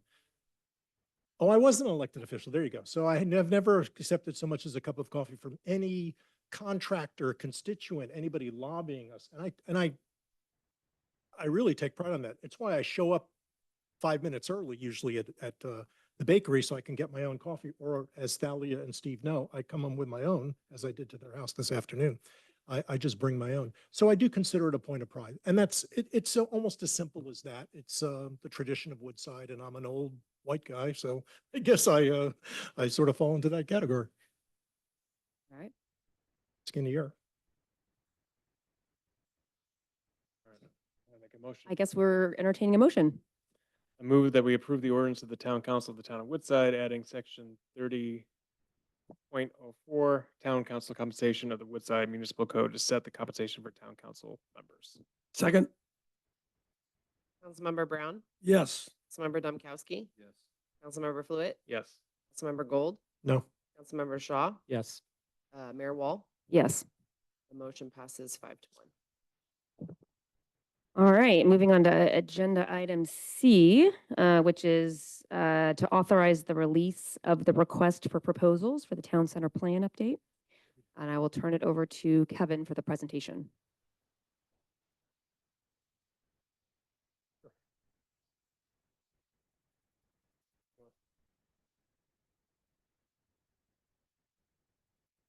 All right, again, thank you, Madam Mayor and Council. This item is a request for the authorization to request to issue an RFP for the town center area plan update. And I know that you received comments from Mr. Lubin. I know he's going to speak tonight, and I kind of want to pick up on his comments as part of my introduction. So when I first introduced the idea, the town center plan and the town center plan update is something the town, I think, does.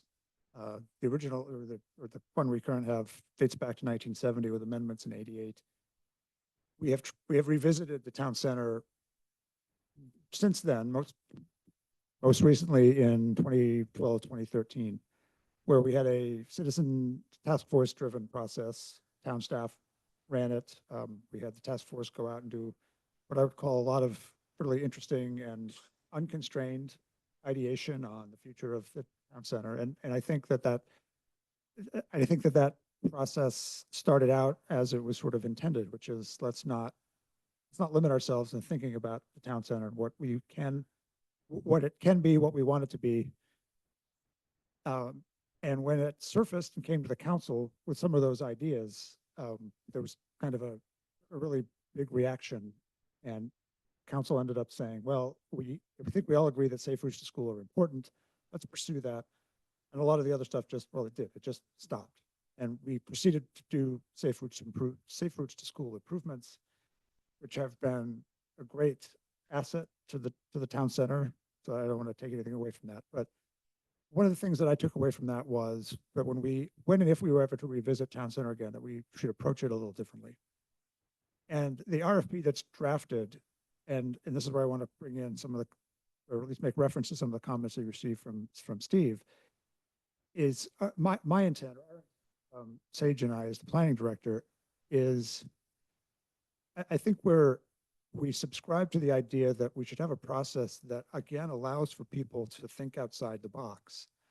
But I think in order for it to be successful, that we also have to have a process that combines the public participation in a way that's both broad, meaning that everyone in town is asked about and weighs in on the town center. And I think I caution against going in on the premise that it's somehow broken or non-functional or not, that people don't like it. I think that that's the foundational question that we need to ask and understand. What do people actually think of it? Do they use it? Do they like it? Are there things they'd like to see? Are there things they want to keep? I mean, this kind of thing. And give everyone in the town the option to answer those questions, whether they decide to do that or not. And then kind of on the other end of that, I think we also need to engage the owners of the properties in a very granular way by talking to them about their experiences, what their plans are, what their openness is to ideas about the future. And then I think there's work to be done kind of in between those two things as well. And I lay all that out because I think that one of the problems that we had with the task force was that there was this perception, right or wrong, that all happened in this room, and a lot of the public that they just weren't attuned to it, that it didn't really appreciate that it was going on. And then when ideas came in, there was some reaction to things that I think it may not have even had majority support of the people on the task force, but we went from 0 to 60 just entirely too fast in terms of how ideas came forward. And so what we've drafted is an RFP that tries to put some emphasis on, for me, I think that, again, the most important part is the public participation part of the process. And I've got other components in there about, we know that we need to talk about housing.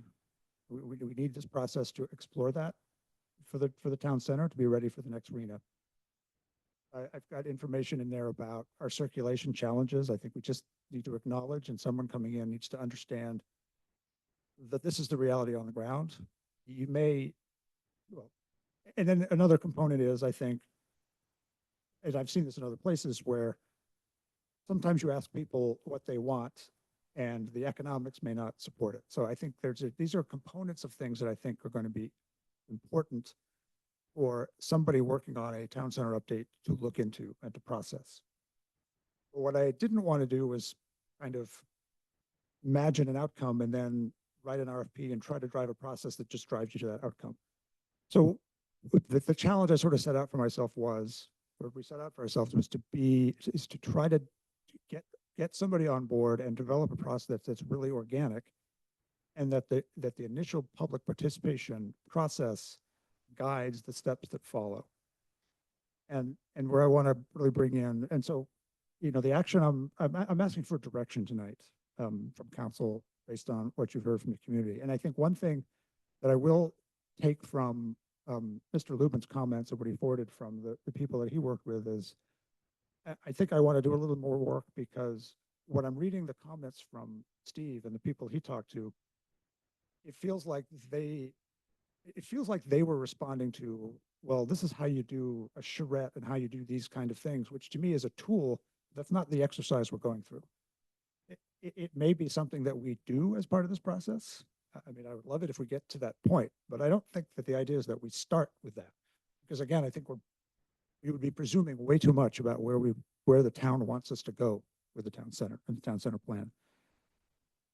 But they reviewed the RFP, and for whatever reason, this is what they drew from it, which tells me that maybe the description of the scope needs a little work, and I need to provide a little more context about, again, why I think the public participation part of the process is so important, why it's foundational. And I think the other thing in reflecting on those comments is that, you know, in an ideal world, we'd get a proposal that's broken into iterations. So they're sort of, what we want is an updated town center plan, but public participation informs, in some respects, what the process should be, because it should inform the questions that are being asked, the questions that we want answered.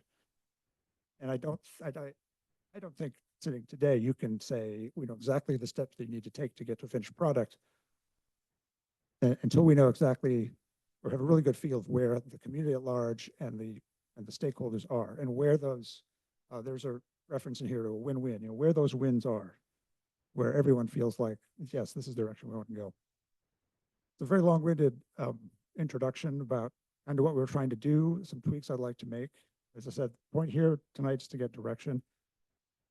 And I said this last spring, or when we first put it into the budget as well. I wanted to be very deliberative about this, and that's why it's on an agenda. Not to get too far ahead on this and get 4 steps in and then have people react and say, well, we didn't even, you know, I want to try to get buy-in even before we start. That this is a good process, this is what people want to do, and they're going to, I'm not saying everyone in town is going to fill out a postcard or a survey, but I want everyone in this town to have the opportunity to be asked about it and to respond and give us some feedback and direction before we do really serious hard work in this room about designs and land uses and redrawing roads and all of those things, which, you know, may or may not be the product of this process. So again, long-winded introduction. I will take any questions that you have. All right, thank you, Kevin. All right, council member questions. Ask a procedural question. Yes. So is your plan to tweak and bring it back to us, or you want comments now? Well, I'd like comments now. If I feel like if I and you feel like kind of got what is needed, then I could proceed. Got it. If I still feel like I want you to touch it again, I'll bring it back. Yeah, because I mean, as I see it, the agenda item is framed as authorize the release of. So I think we're, That's why I was. yeah. Yes, yeah. Not gonna So, see it. yeah, so that is a possible outcome. But I reserve the right to come back for more. All right. You can now turn to Councilmember. Councilmember Domkowski. This is, so in this particular agenda item, everything is, we are in a question period versus just.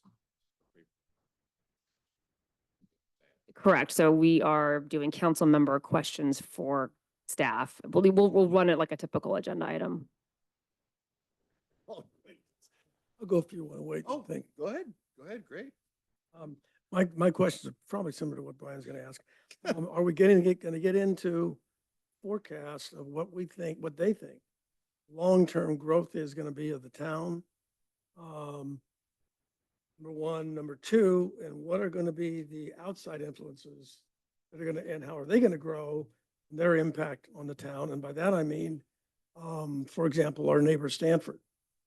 They're expanding their core every 10, 15 years by 10 to 10,000 people a day, many of whom feed right through Woodside. Our neighbor to the north, Filoli, has a very aggressive plan to grow. We've already jumped from 100,000 to 400,000 visitors a year. A lot of that traffic is already starting to come to Woodside. How will we take control of that? Thirdly, our own growth. We're already mandated to grow 15% in our housing. That's going to be another round in another years, even more. So we've got a population growth internally that we have to serve. We also have the outside people visit, whether we want them to visit us or not.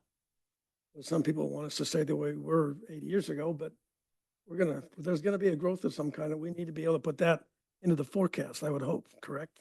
Yeah, no, that's a great suggestion. Yes, And then will yes. it also address what kind of services, i.e. what kind of businesses will we need 10 years from now to service that growth?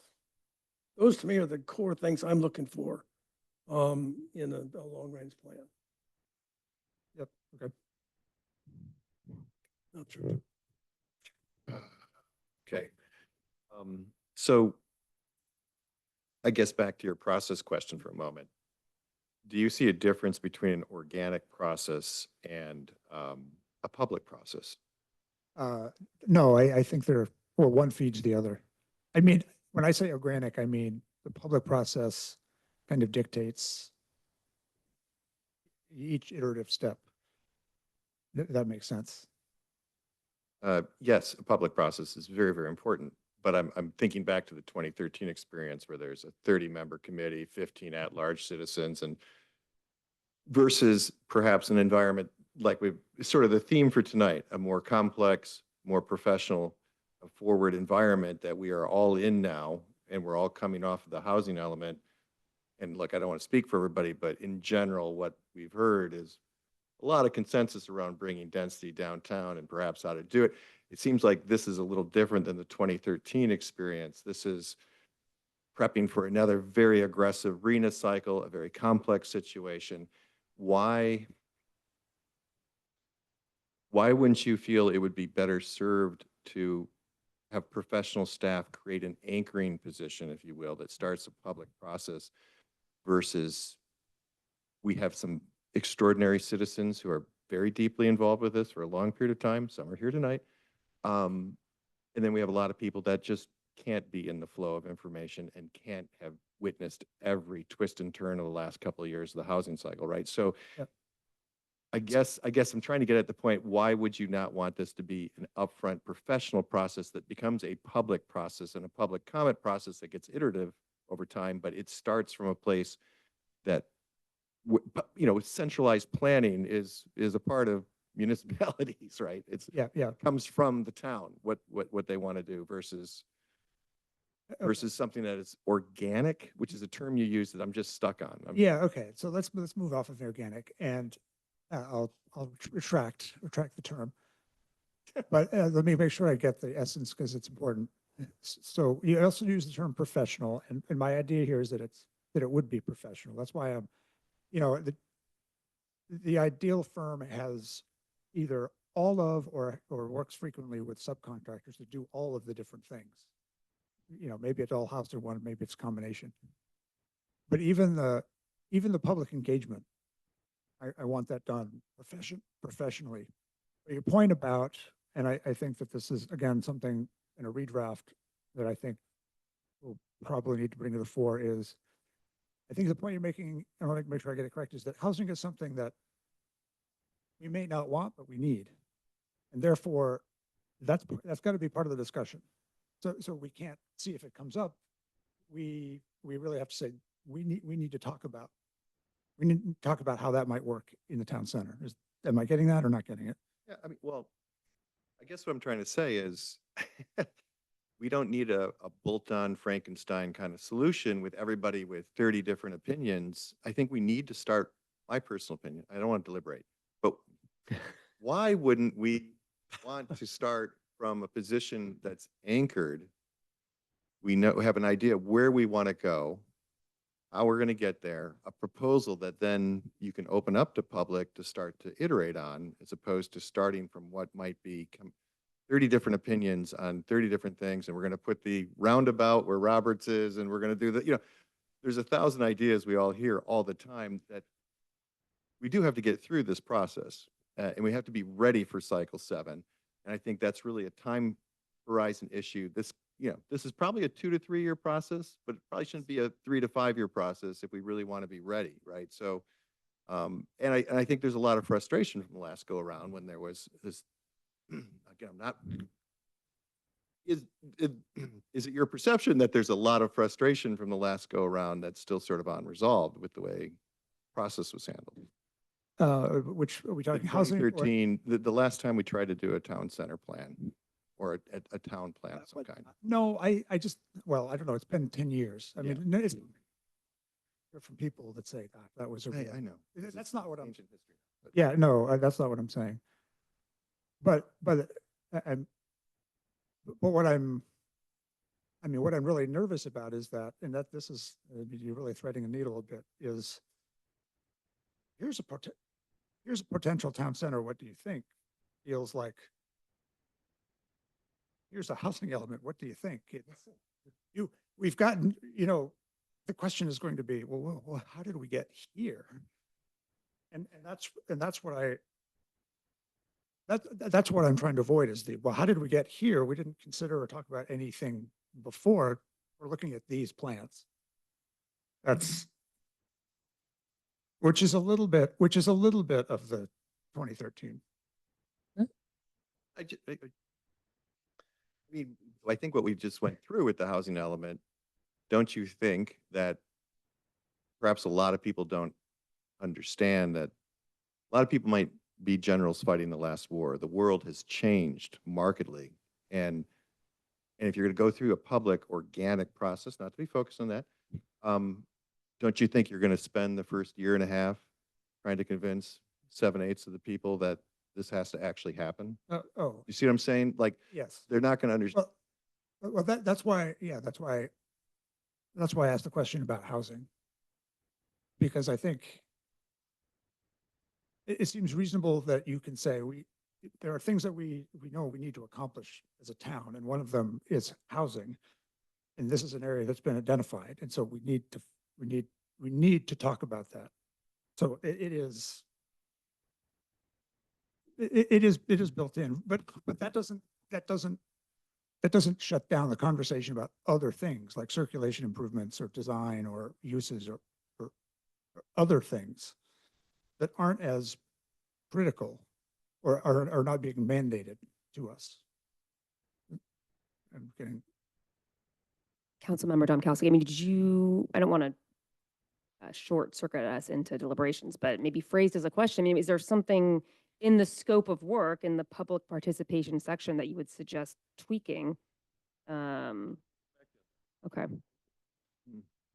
All right, Councilmember Shaw? Yeah, I think you just at the end there answered my questions, right? Because if we're to use the term anchoring around housing, it shouldn't come at the expense of circulation, right? It shouldn't come at the expense of parking. Yes. It shouldn't come at the expense of trails and all of those things. And Yep. it's not really a direct question, but how do you set this thing up so that the public can say, here are the 5, 7, 10 items that we think are critical to the town center future without having 36 meetings that go until midnight and everybody's shouting at each other. And then you try and bring in a consultant to Yeah, wrangle and the crowd. and that's yes, and that's work.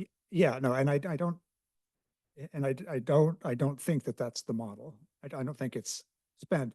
That's why I think it's, I mean, this is somewhat academic, I understand, but getting broad and then funneling it down it doesn't mean that, I don't think that means that you're trying to get everyone to buy into some, we're not looking to buy into a consensus that everyone in town. But I think at the beginning you need to ask, I think we can anchor something that's vital, housing. But I think you can also ask that's like a great example. What are the 7 things that you think the town center needs to be successful, or what we'd like to see in the town center? We get those 7 things. We ask the whole town. We get, I presume, a list of things that sort of rise to the top. Right. And then the answer is, these are what rose to the top. We're going to then proceed. It's not that we need people to buy, because I'm naively hopeful that if people feel like they got a chance to sort of quote unquote vote or provide that initial input, and then they see what the tally is or what the result of that initial input is, it's validated. Like, okay, I see that my idea didn't make the top 5 or 7, but I had a chance to contribute. And so I'll respect processes that moves forward as they focus on the things that more people identified. Right. Okay. I think I was about to start deliberating, so I You go. I can frame it as a question, Yep, go. but I think, Thank you, Alex. tying into what Councilmember Domkowski was saying, my concern is what happens if the top 7 things that float to the top do not include housing? Now we're talking about, maybe glib, we're talking about where we put Spring and Sprite statues and other things where this monster is looming in the background and we're not dealing with it. Yeah. Well, then that's why, again, go back, because I think that's a good point. That maybe it's, and again, this is, not set in stone. This is why we're having this meeting. Yeah. It's in addition to housing, what are the other, so it's something that says that we're not, this is the given. And it's a given because we have another arena cycle coming and we need to accommodate housing. And this came out of the last housing element cycle. So, I mean, that's a reasonable thing to throw into the mix at the beginning. Okay. No more questions. All right, Councilmember Gold? Yeah, this was actually a really useful exchange for me to hear what you guys said, because it really kind of sets up, I have a very specific question for you. I'm interested to know, what are you asking from us tonight? So when we're done deliberating, what input do you want from us? I mean, we're not looking for a vote, right? I mean, you're Yeah, you're looking well, for feedback. Yeah, I mean, actually, this is very good. Oh, just what you've heard already. Yes. Yeah, I get this. Yeah. And then So, yeah. Oh, and okay. he's going to put out the RFP. Yep. But yes, this is what I want to hear. What, Looking for comments on. I mean, the RFP is with the intent of getting someone to run a process. So all of this So is, ultimately, you want authorization for the RFP, but you do want to hear some comments back about the general, we were Yes. talking about this funneling. yes, because one of the things that I want the RFP to communicate is it has to communicate some of our basic expectations if we're going to get responses. So recognizing, there's no right answer to this. I mean, these are just different approaches that we're talking about here. It's like, are we going to brainstorm is the way I view it, and make sure, by the way, I really appreciated when you said you want everybody to feel heard. I think that was missing, at least in my most recent experience here. If people feel heard, I think they feel at least they can live with decisions. But so one of the choices is, as Brian put, anchoring with a professional, and it sort of guides the ship where we're going to ultimately end up. And the other one is kind of more brainstorming, so more of a smash, throwing a lot of stuff into the hopper, and eventually we'll meander and muddle into where we need to be. It's a little more hit and miss. So, I mean, is that kind of the two approaches that we're looking at here? Did I summarize it correctly, or am I off base? Well, I think that's what is being talked Overly about. Simplistic. but Yeah. yes. Paul, if I may, I would point you to the public participation section of the RFP. I think it may be, from my standpoint, I think we are here to give feedback on what's in the RFP. So I think, like, to the extent you have ideas or proposals or whatnot on how the process should work, So, oh, No, go ahead. Go ahead. so the specific question, I mean, I do have a question about it. So reading Mr. Lubin's suggestion about incorporating this expert, it would appear, what's the argument against that? Against, Not incorporating that person early? Sounds like it's almost a freebie to have such a high-level expert being able to help us early on. I recognize that, it could be construed as the professional to anchor us. It could be construed as brainstorming. What's the argument against that? I don't think there is an argument against it. I think he's mentioned a couple of people that he's worked with that do this. Yeah. And in reading their comments, as I said, there's some things that thought about what we've got and what can be tweaked, but it's not, I don't think it's appropriate for them to be crafting even the request for the professional assistance. I mean, I think that we need a professional assistance from the beginning. Okay, that's a good answer. And one of the comments here that that I even underlined was, I think this is an exchange between Steve and Carl, he can correct, but I remember we agreed it would be best to build consensus among primary stakeholders before moving to a process involving the public or RFP, moving to a charrette process, which I underlined and said, I absolutely agree, but that somehow didn't come through. So, yeah. It's a very good answer. I appreciate it. Thank you. Did you go already? Yes. Okay, I think I'm last up. So framed as a question, I noticed that in the scope of work, there's no section for like the commercial evolution of the town. I think I'm wondering maybe why that is, because I would imagine the scope of work would want to talk about what services might we want to provide for, or would there maybe be a place for like a small park, or we are talking about the town center, which is our commercial center. So I think I'm wondering maybe why that wasn't included in the scope of work. Yeah, and I can include more. I will include more. What I was trying to get that in a couple of different ways, and I also appreciate that. I haven't got this all in your own head, and sometimes it doesn't all come out on the page. But again, the public participation process, I'm going to anticipate and believe that some of what we get out of that, especially when you ask broadly, is that people are going to identify very specific things. It would be great if we had this kind of business in town.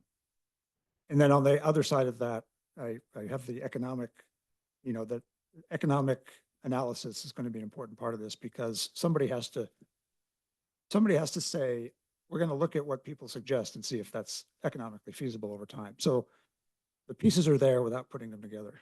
Okay, maybe I'll say more on this in the deliberations portion.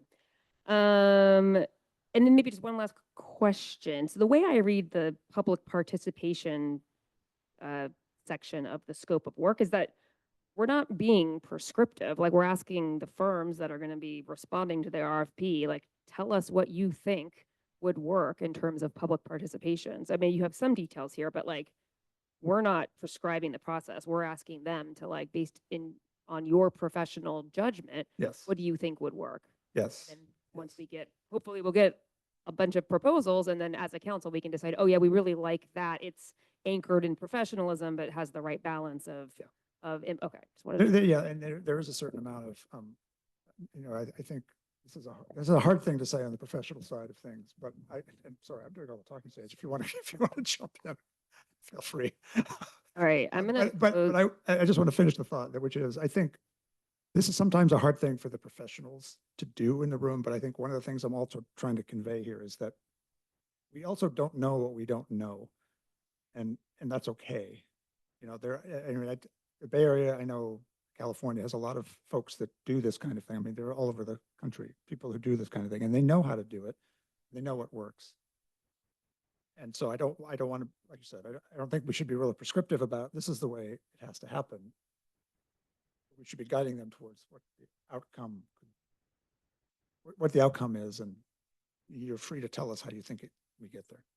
Okay, great. We're going to move into the public comment portion. I'm not seeing any hands up in the Zoom room. There are a few people here in the room. Anybody like to go first for public comment?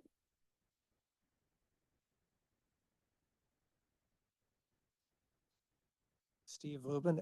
I really, this has been a great discussion here, and I, last time when we did this in 2013, there was a lot of public involvement in this, in the task force, and a lot of ideas, and I think what happened was, I made what I called a doodle that kind of combined a lot of those ideas and gave it to Jackie, and Jackie distributed it, and then somebody got a hold of it and modified it and took doodle off it and said, this is what the town wants to do, and the whole thing blew up, and people showed up when, after these many people had spent a lot of time coming up with ideas, kind of setting the stage.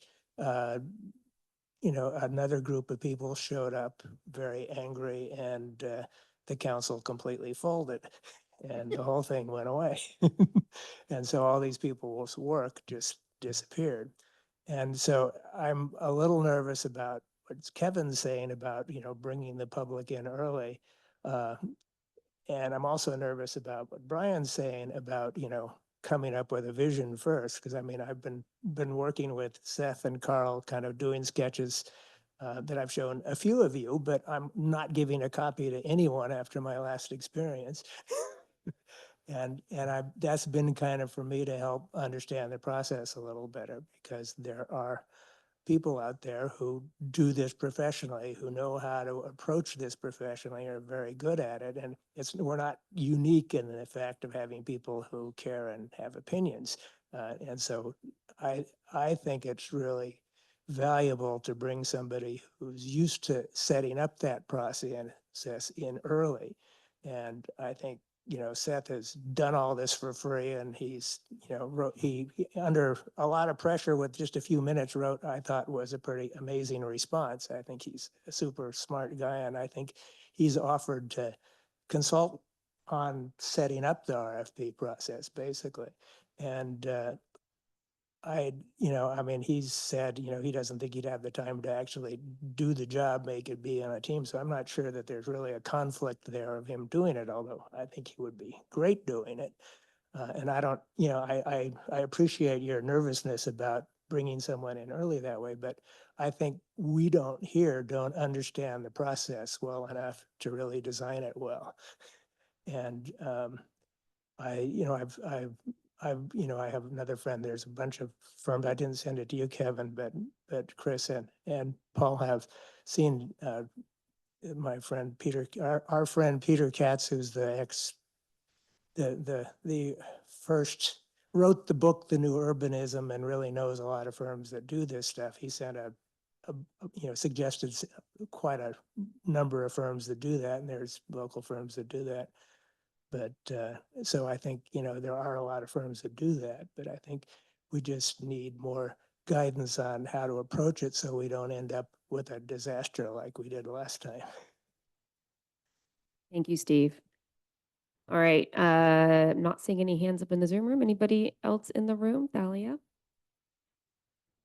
Thalia Lubin, not because he's my husband, but he has spent an incredible amount of time on this. And so I would like to see how many of you have read his letter. Thank you, because he spent a lot of time on it. And Kevin said, we don't know what we don't know. And we've actually participated in some of these, well, charrettes and other, we've seen some of these guys in action in towns where it is contentious. And these guys are pros. They know what they're doing. None of us in this room, including myself, knows what we're doing on this. This is really big. And if we're just talking about town center and the housing, these guys are really great at what they do. And I think it behooves us to get somebody like Seth to help us pick who would do this. I mean, it's kind of like if a client comes to me and says, you know, I really just want to do the kitchen. And we're talking about the kitchen, and they say, well, you know, maybe the bathroom, you know, and so I step back and say, look, let's take a bigger view of this and do a master plan. So you're not just building the kitchen and then you find out the bathroom's in the way. And this is the same thing with the housing, with the town center.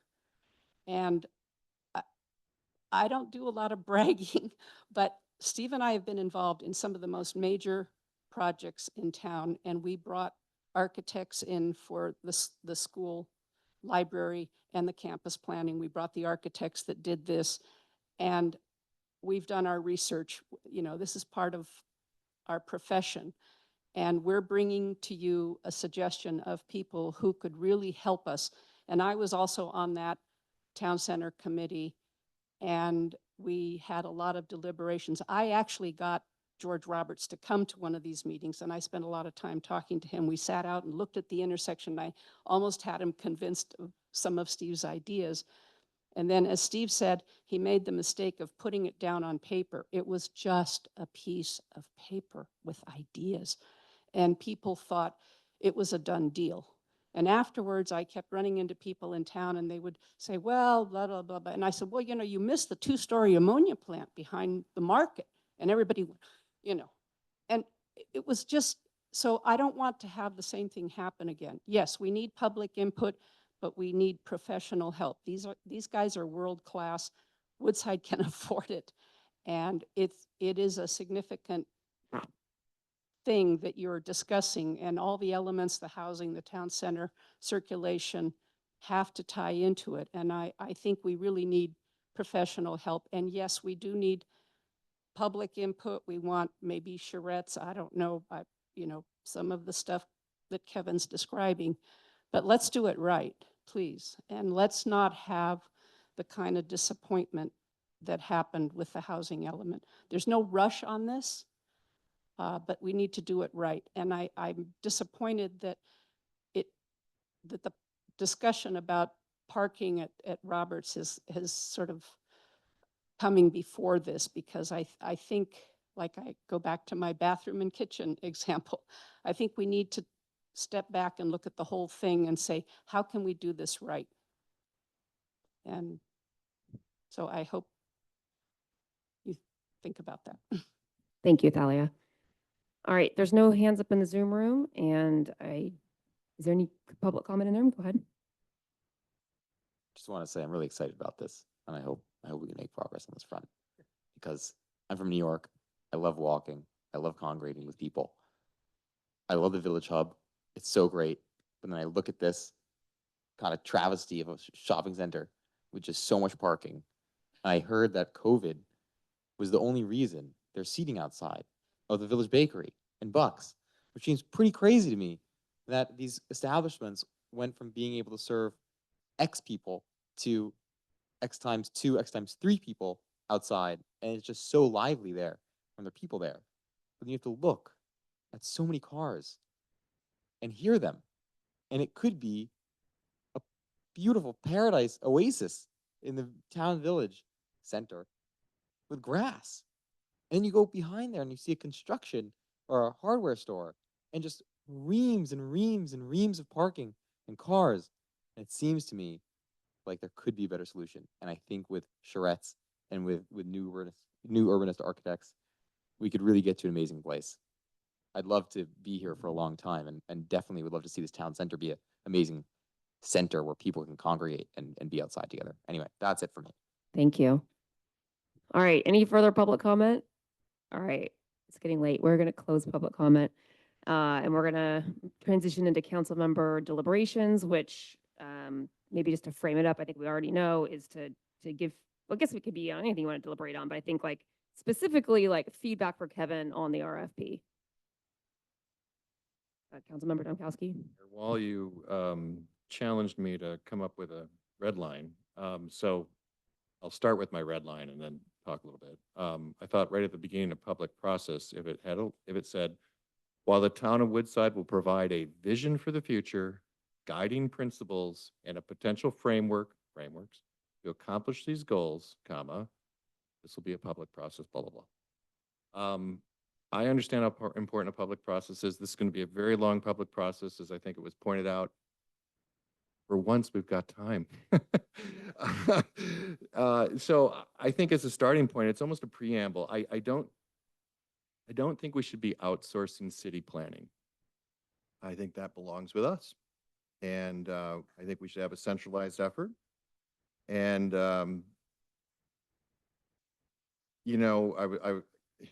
we have a saying at my firm, you're just getting ready to get ready. It's sort of this concept that, you're not really going to get going for a long time. I think there are two pieces here, and I was just thinking about it. When you build a house in Woodside, the first thing you do is you hire an architect, the conceptual plan. Then you go through this public process and planning process and a building process and so forth. So I guess these are different people. The consultant that's talked about really in my mind in this RFP is really the person to help us go through that public process. And there might be a preamble piece here that we're jumping through, which is, I'd love to come in here and have 5 or 6, scale models or something that people could see as part of a public process. Here are different ways we might be able to accomplish this. I'm sure that would the firestorm would be amazing to witness. But I'm just saying, I think you have to, I don't know. I'm no expert. I get it. I'm just unelected. I get it. But it's just, I believe we need to own the starting place. And I think I've seen too much, I wouldn't call it bastardization, but too much of potentially good ideas get diluted into something that is just, consensus is by definition average. Can't get optimal with consensus. So you do need to start somewhere, I think. Yeah, I think what I don't see in the scope is where do we put the vision of what we want this town to be? And that, to me, drives everything else. And that vision has to incorporate, as I said, what's going to impact the town for 5 or 10 years. In other words, what's the big picture we want to be? Then how do we use the research to get there? So for me, it's a two-step research process. One is what is going to be the impact on us, whether we like it or not. Then we can talk internally about what's our vision to accommodate this new reality that we're now facing. Then let the research company, and they could be part of that process, come back to us with, here's what their plan would be of how do you implement the vision that you've now created based on the research where the town is going to be. That's, I think, what it should. I don't quite get that sequence in this. Yeah, Councilmember Shaw. This guy. I agree with both Dick and Brian, but I'll differ a little bit with my esteemed colleague, Mr. Domkowski, in as much that I think having in this two-step process, having an outside source that's gone through this process and set these things up, help us frame the conversation before the storm comes.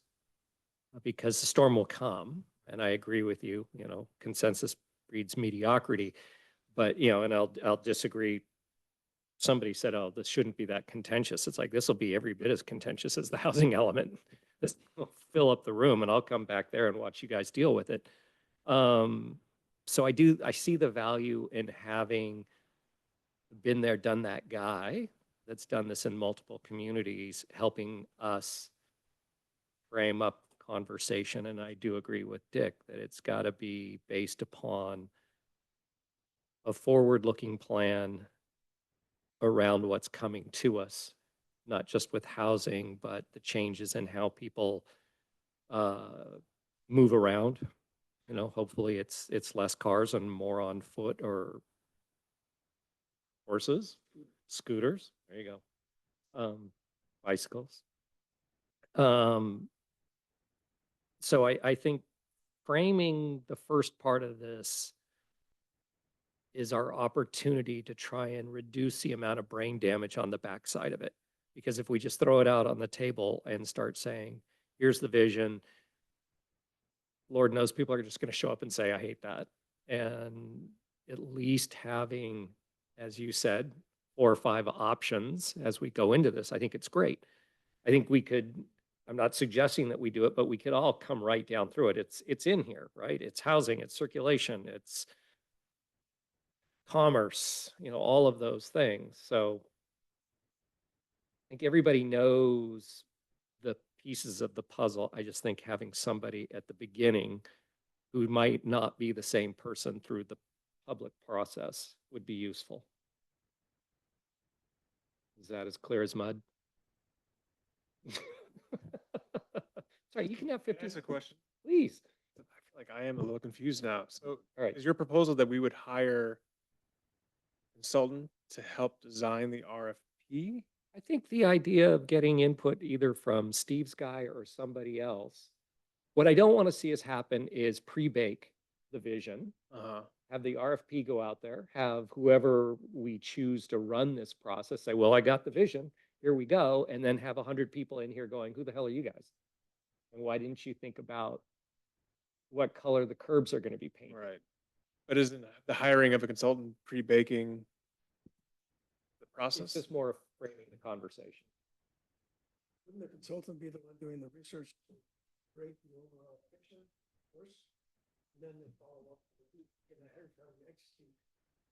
No matter if we come up with a picture before inviting the public into this, it's going to be a disaster. So can I just, I mean, from what I'm reading, like vision setting is a part of the scope of work. I mean, it says that's the first sentence of the scope of work. But I do agree with you. I think maybe we could pull that out and make it more clear that, I mean, we are really needing help here, right? From this urban planning professional to like help us with the vision setting. I mean, how I understand the process to work is one of the deliverables here is to come up with like a written document, a guiding document that provides property owners, the town, the community with a clear vision of the desired future of the community and the community hub, the commercial and community hub. But I mean, your point's well taken. Like, I wonder if maybe we need a separate section talking about vision setting and how, again, I don't want to be too prescriptive, but Yeah. 'cause making it real clear that that's a part of the job. It could also be, sorry, it could also be as simple as the elements that, if we had to do it tonight and say, here they are, we could come up with it. It's housing, it's traffic, it's circulation, it's dun, dun, dun, dun, dun. If we can say these are the elements that have to go into this, and you can rank order them or not, I think it goes a long way without saying, and we're going to have a roundabout, right? I don't think it's. I just went through this. It had to get thrown in there. It did. Somebody else put it on. But I agree with Thalia. We don't know what we're doing. And I like the pre-process. And to quote multiple people, we've got time on this. State of California is not going to take away our zoning abilities if we don't get this done in the next 18 months. Yeah, and just because, I came into it, what Councilmember Shaw was just saying, when I was listening to it, I think, yes, that's kind of what I imagined. I mean, to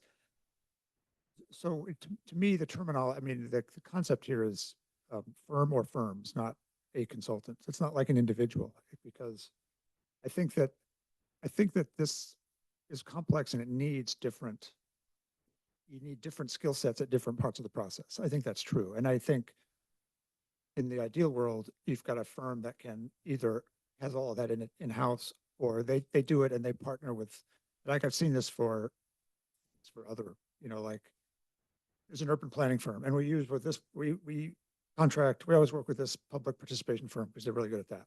So they come in, they do their thing, and then they feed into what we do. So I don't think we're talking, I'm not sure they're talking about different things. Okay, great. I don't think. No, that's much clearer. It's just a question of how much, and I think this is where we want some advice, people who've been through it, is how much do you put out and have people react, and how much do you have people feed you before you create something that they react to, right? That's kind of the basic questions. Sally, I see Can you I at the just mic. ins- Hold on, insert- hold on. So Okay. public comment is closed. Is it like something new and you want to, I just want to insert it. You guys want to build a hospital. Are you all going to go out and individually interview hospital architects? You're going to probably hire somebody to do that for you and pick the hospital art. This is what, and identify the elements like Chris said. Yep. It's just, somebody who can help you pick. I don't think we disagree on this point. Okay. I think the only, Okay, I think what's the on the only, table? I think the only thing that I'm saying is Thalia and Steve have offered me a person. And And they're maybe, saying, use this person. and maybe I will deliberate on that for a moment. I think this person will have ample opportunity to be involved. As I understand the process, like we will get RFPs. This person is welcome to put forth an RFP. If they're too busy, they can come to the meetings, they can provide input. I believe that this person can be involved. Like we want, it sounds like they're very informed and knowledgeable, and yes, please provide your input. This is what we're talking about, right? Like we are trying to get an expert on board to help us. So Steve, do you have a Yeah, quick follow-up comment? I was thinking that just the design of the RFP is going to make a difference. When I think, you know, we were talking about, is there a grand design that then gets, you know, developed? I think it's an iterative process. It's like what Seth has called it is what is it? Negotiation by design. I mean, his process uses, you know, drawings. He has great drawings that are very funky and rustic and things that people can react to, and it gets changed rapidly and all the time. And you know, different companies probably have different processes on that, but I think there are people that are very good at that. But setting up the expectations in the RFP, I think is important. Okay, And thank you. Has everybody, who's left to offer their, Councilmember Gold? Yeah, and I will be brief. So there's no right answers here. There's just there's some different in approach, and I think we all want to end up at the same place, which is everybody feels pretty good about it now. We got lots of time. And in 3 or 4 years, they're going to be screaming at us because we want to build a parking lot at a certain site, and people are going to have their torches all fired up again. But I certainly support the RFP that we're going. I'm not going to debate the approach because I think that's a little bit of micromanaging. I tend to come down a lot closer to Councilmember Shaw on this particular issue. But no matter what we do, this is going to change 100 times in the next 3 or 4 months. I did want to acknowledge, is it Theo? Is that? Yes. Yes, Theo. So the newest member of our community, you've been here for a couple of months. Couple of weeks. Wow. And yeah, you're at a meeting. Thank you for doing that. But you already looked at a place that all of us have been to going for decades and looked at it in a completely different light. And I was actually pretty excited. You viewed that and you saw a completely different vision, which is pretty nice. It actually opened up my eyes to some things. So I thank you for that. But I also I'm actually getting a little bit more excited about this whole project here and how to incorporate housing and circulation and commerce and all those good things. We can be a lot better than we are now. And so I'm hoping that we can, you know, make some progress here. I'm a little less concerned about where we start than where we finish. And so we're going to muddle through this thing for 6 months to 18 months before we actually get down to anything that people are going to look at, and then they'll start taking pot shots at us. So I'm okay with what you've got. I agree with Paul. I feel like a lot of this is kind of micromanaging what you already know how to do, which is if you want to get advice from a third party on the RFP and how to put it out there, then yeah, go for it. But I'm generally in approval of as written, but if you need to make tweaks and you need to consult with Steve's colleague, okay. Yeah. Let's move forward. So let's Yeah. finish. All right, I will be brief too. So maybe contrasted with some of my council members, I do feel a sense of urgency about this project. I do as well. I'm super excited about it, but I'm also kind of like, it's about time we got this RFP out. I think all of us having just lived through the housing element process, like anything related to housing takes a whole lot of time. And so I don't feel like we can just like sit around and go about this slowly and take a relaxed approach. Like we really actually need to get moving on this. And so I think we should authorize the RFP, make the changes based on the feedback you heard tonight, get it out and actually like focus on this as like a really important town project. And then just, I don't want to micromanage. I agree with Councilmember Gold's comments. Like, you know, I think this RFP is a great starting point. A couple minor changes I'd like to see are one, I think you need a section on the commercial evolution of the town. I think that's a really important part of the scope of work. And I think having the proposals talk about how they would tackle that. And then also, I think another council member had the idea, I think you need a section on the urban planners' approach to partnering with the planning department and other experts and how they would approach handling those relationships. But other than that, I would very much support authorizing us to get out the RFP. I know we're not taking a vote, so I don't know, anybody else want to do a final weigh-in? No, I mean, I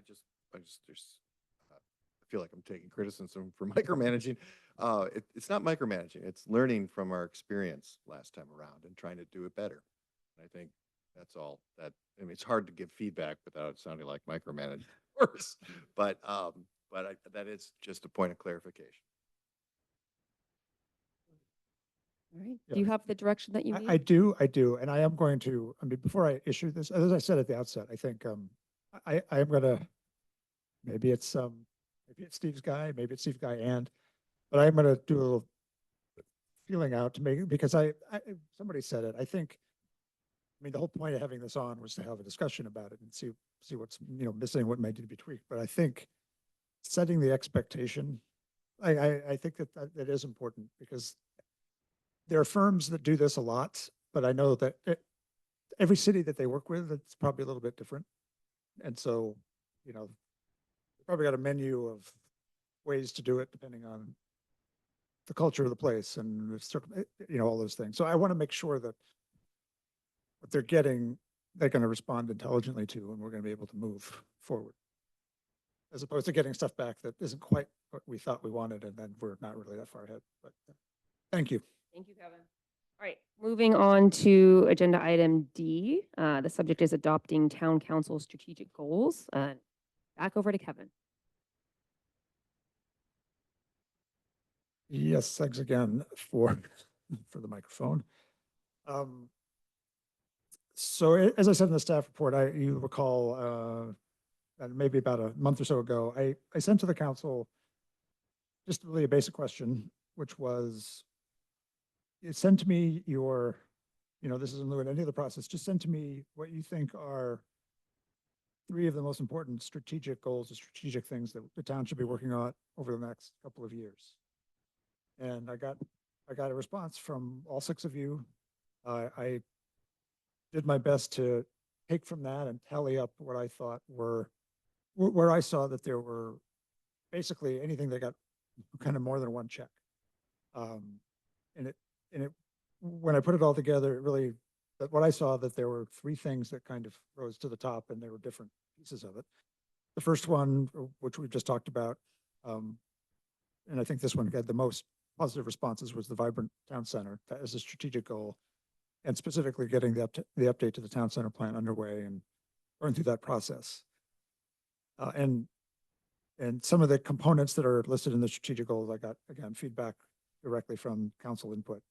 The second strategic goal, again, not a surprise, I combined, housing was it was both implementing the RENA 6 plan that we've adopted, as well as getting ourselves in position to respond more positively to RENA Cycle 7. So I treated those as a single strategic goal, that just continuing to work on housing, both implementing and planning for the future. And those things that were identified that could be turned into actions over time are listed below. So implementing RENA 6, the programs, streamlining approval of the approval process for housing. So that includes things like, well, I have that in action 1 as well, but ADU, continuing to update the ADU ordinances. This includes, revisiting the question about ASRB Planning Commission, those roles, and how that can streamline processes as projects come before the town. And then another one is starting the process, or thinking about how we're going to identify those sites for Cycle 7. And I included in there as well the idea that what we really focused off this cycle was, we sort of had our single family and the multifamily sites, the magic 20 unit per acre. But we did a little bit of work around in this housing cycle. It didn't really make a lot of progress on, but I think we have to anticipate, given what we heard from HCD this time around, that next time we're also going to have to talk about all of the densities in between, the quote unquote missing middle. That is something that we're going to have to start to daylight and explore and figure out how we're going to respond to that, the need for that. Also included in that housing and supporting of that, actions 4 and 5 relate to capital improvements, sewer capacity, and aligning our CIP program to support those areas where we're expecting higher density and more people living, which would be an ongoing process as we do CIP planning and budgeting. And then the third strategic goal, I called it fire resilient community. Again, none of these really surprised me, which I think is a good thing, that it's not something else that's burning, that I a bad use of term. There's not some other issue out there that we're not really talking about, but we're all kind of harboring. So that's good. And fire resilient, 5 actions identified here. the hazardous vegetation removal, which we will continue. We've got our bid out for the hazardous tree removal project. That's our big dollar one that was supported by FEMA funds. Pursuing additional funding, which is something that we've actually tried unsuccessfully, but to actually outside of FEMA, but getting additional money to support our own work or our own programs for fire resilience. And that funding could also support the third action, which is seeking enhanced or new ingress egress routes. One idea that's come up a few times, well, at least a couple of times over the last 10 years and not gotten a lot of traction, but we could certainly revisit is the wood shake roof idea about prohibiting that. I'm sure the fire district would be interested in having that conversation. And then the fifth action is and we've done, I know, I think we had the insurance commissioner, was it a public meeting? I don't remember, a couple of years ago, I think when you were mayor. Right, with something in Bourbon. Yes. But I think identifying and maybe just having in our communications, especially with our state officials, that the insurance crisis is they know this, but it's very real here as well. And it has, detrimental impacts obviously on everyone in town. So this was my attempt to take what I got from all of you, that I had a couple of you say, this I think is stuff we should be working on, and then put it into this document for you can do with it, take it apart, rearrange it, adopt it, whatever you like. The idea here is that really it's yours. It provides some guidance. What these are things we are focused on, but it sort of emphasizes that these are the things that are important right now. Thank you, Kevin. I think you did a really good job of kind of going through the strategic goals and actions. I wonder if maybe you could just spend a minute talking kind of on the context of this, like, why do strategic planning at the council or town manager level? Well, so I think what you see a lot of places, they'll have council strategic goals, and they run the gamut from something that I think is on the relatively simple side, which for smaller places seems appropriate, to larger cities might have 5, 10, 15 different things, and all of their departments are working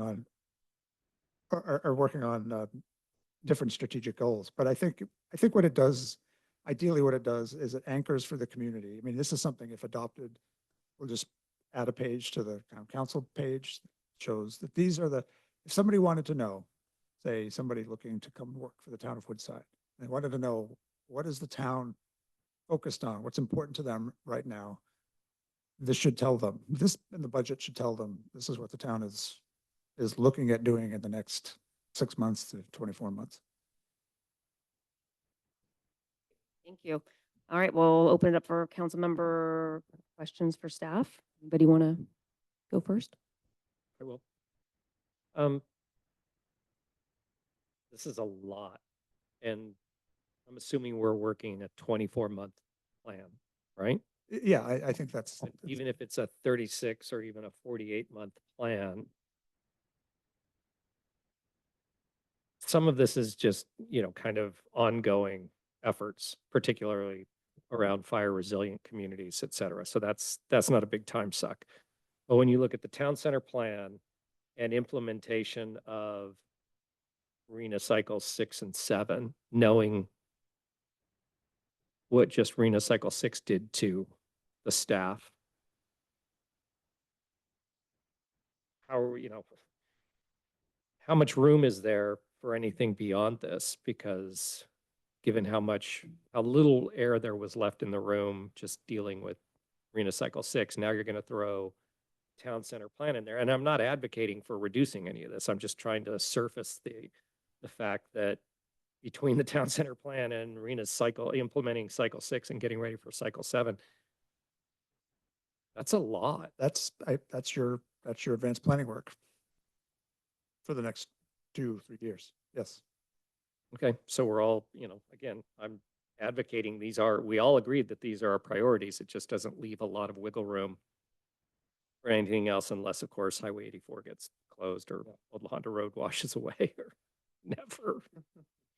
Or a fire, et cetera, et cetera. Okay, I mean, it wasn't really a question, it was, an acknowledgement that Yeah. No, it's true statement. your And staff in your future. yeah, but as I also said, I don't think that struck any of us as a surprise. Okay. So it's not a shift, it's not a shift in our focus. No, I know it's not, okay, if you want it in the form of a question, are you going to have enough staff? Well, that's an interesting question. Keep in mind, we're losing one of our key players for the next 2 years. So Yes, but one will even get replaced. No, he's just- Well, let me, Anyway, I think it's No, going no, to be a it's a- real question no, it's a- because you that's a great risk burnout. Yeah. Or your replacement risks it. The other risk, and I've seen this before in long range plans, is you get so many things underway that nothing gets done quite right. So when you, the next thing I would do, or in your shoes, would be to prioritize which of these things starts. And what's my finish time for each of them, so that I can set up the timeline that we have, deal with it. And this is this is the 5-year plan. Really.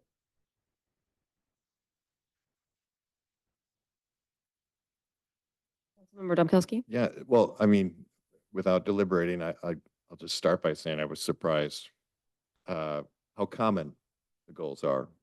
This really mirrors what I would have wanted to see, and so I think we're in a good place as a group, colleagues, in terms of where we want to go. My question is, I guess, a dovetail on Dick's, which is how do you see prioritizing this? Because we really only have you through May 15, and then we're going to be in a dead zone. As much as none of us want it, we're trying our best to have overlap and all sorts of stuff. We have very little time with you still at the helm. So how much of this do you think we can at least get a first reading on? And then, what percentage of this plan can we get done before you leave and we wind up retooling? Oh, get done? I don't know that anything gets done. I think town center plan should be underway. And the kind of how that proceeds, and that helps cycle 7. So that's those two things. And then I think it's the top implementation items from the housing element. I think those are the two things those right now, those are the top two.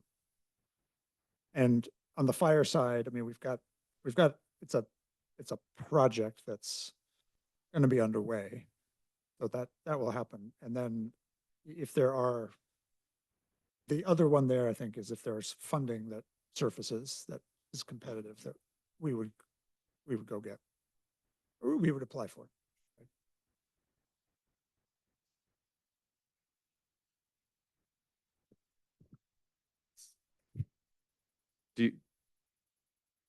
So we have a unique situation where our vice mayor will not be able to fulfill his duties as the next mayor, unfortunately. We're very sorry to be losing Councilmember Fluid.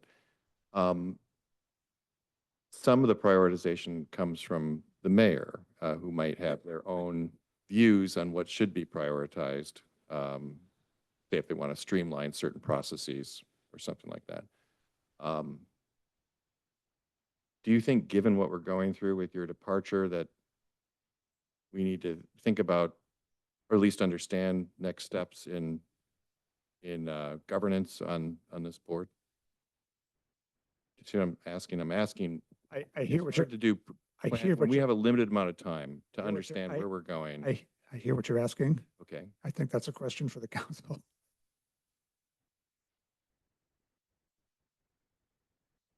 I'm done.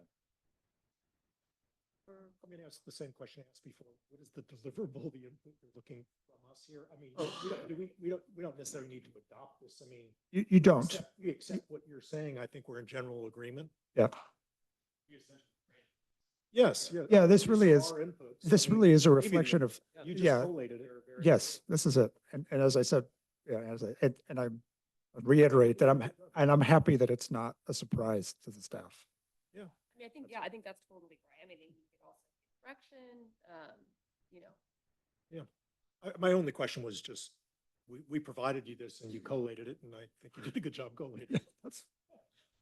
No questions. I have no questions either. I'll open it up for public comment. Steve Lippman again. This is really a lot of stuff going on and bigger stuff than I think has ever happened in the town. And it really reminds me, as we were talking before, of the early days of the town when there was one employee, the town clerk, and there was a volunteer road commissioner, and the town, contracted with the county for road work. It's just amazes me the magnitude of complexity that we've fallen into. uh, it's anyway, but I would like to draw attention to what I wrote here about the strategic goals, and also in the RFP, the language about circulation. It said, well, I'll just read it. Well, considering the town's strategic goals and the scope of the consultant's work, the staff report mentions relieving traffic congestion, enhancing safe routes to school, and recreational bicycling. An important addition to this list is encouraging the many residents of all ages who live close to town to walk or bicycle to town. I mean, I just think, we're looking at bicycling and walking as kind of, like those lycra-clad people and the kids. But I think, part of our vision should be making it attractive for all the people who live within a couple miles of town center to ride their bicycles or walk into town. And I hope the language in all of this reflects that. Thank you, Steve. All right, I'm not seeing any hands up. Is there anybody else in the room that wants to make public comment? All right, I'm going to close public comment and open it up for any council member deliberations. No, I think as I mentioned earlier, I'm very happy with the list. And so thank you for the idea and for following through and collating.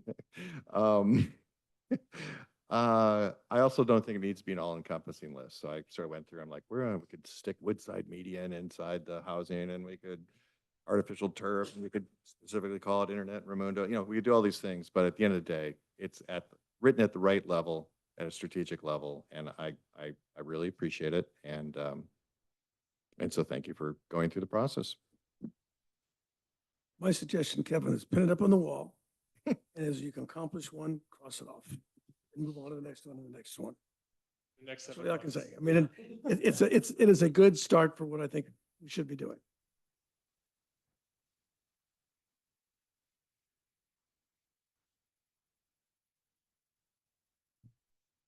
Good. I'm adopt this, though for the hat to David Middleman. I'll say it for him because he's not here. On the action 4 to support goal number 2, it would be nice also look into alternative wastewater treatment systems as in addition to expanding sewer capacity, because I'm just putting it out there that is something that would help a lot of communities and help with our affordable housing, but it goes into the sewage item. All right, thank you, Ned. I'll just briefly add, I think this is the start of a healthy process. I mean, there was a comment earlier about how the council functions much like a board, the town manager functions much like a CEO.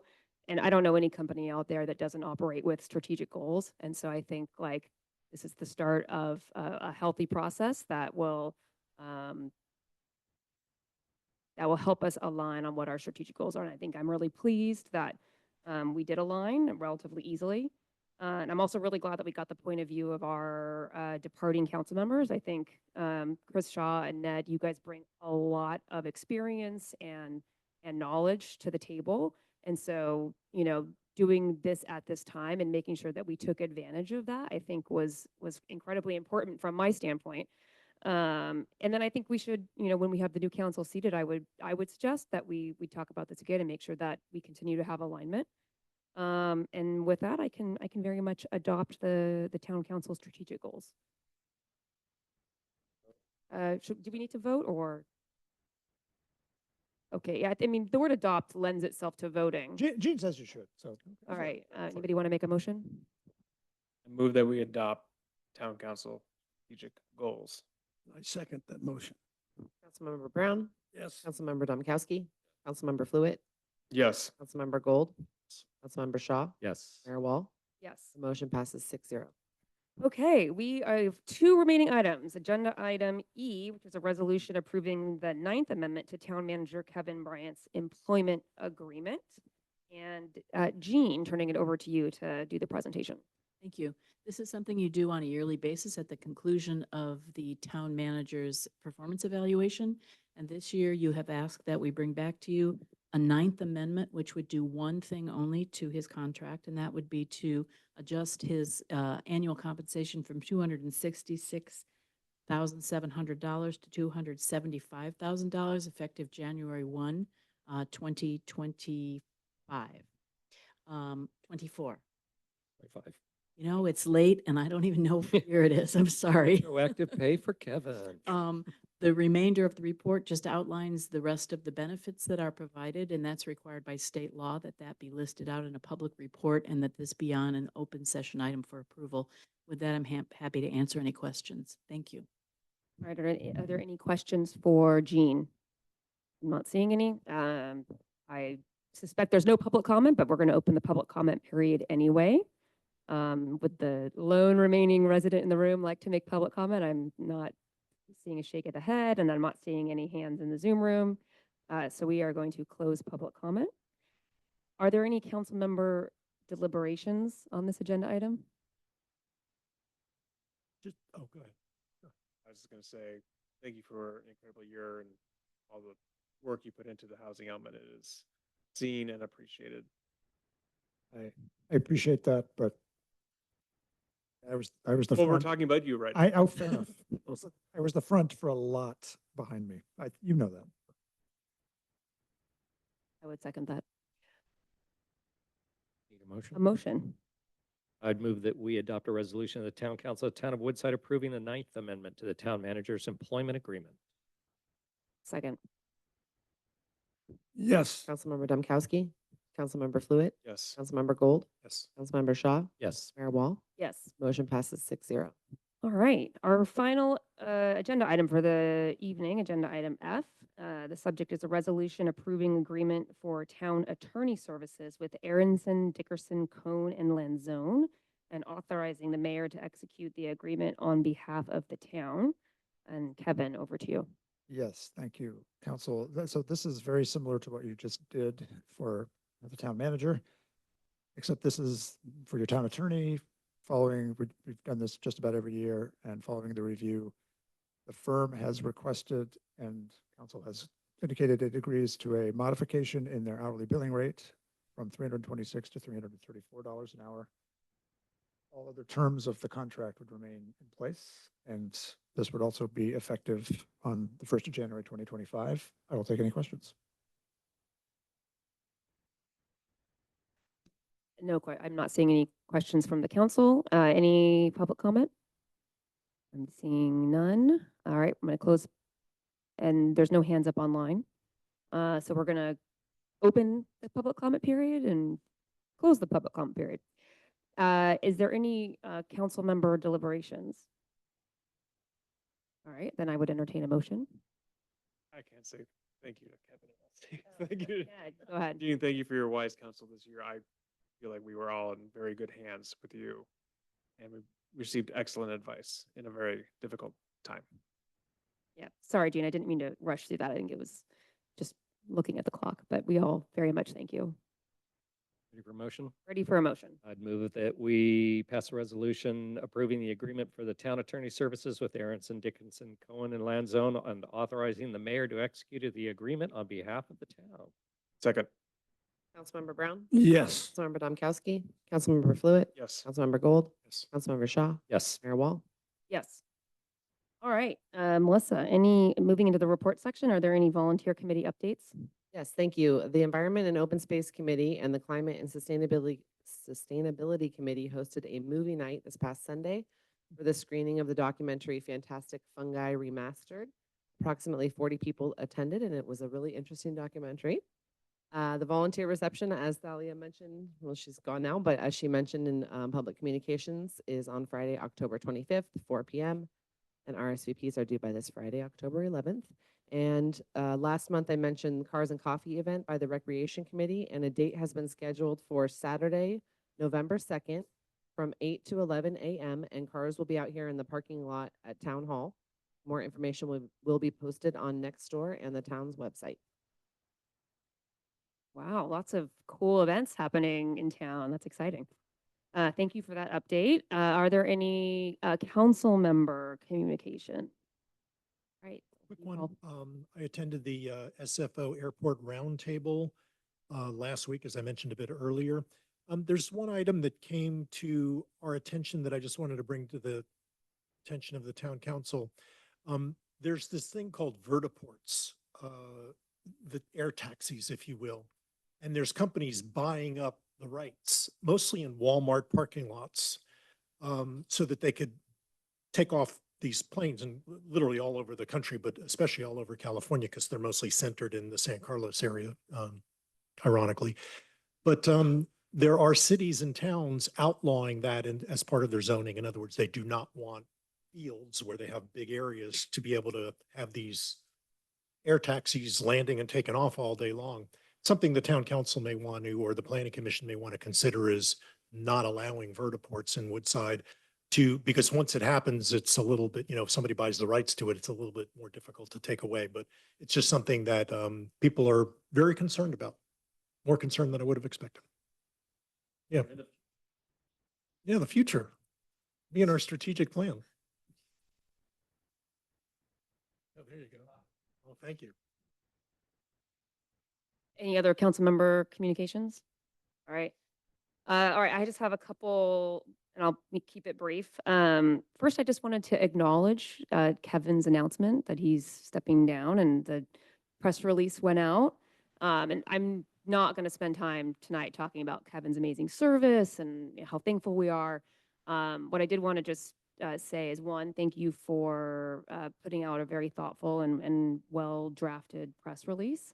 I thought you handled the communication aspects of this really well, and just wanted to acknowledge that this is happening. So we will reserve more time in another venue to talk you up and sing your praises, but just wanted to make that acknowledgement.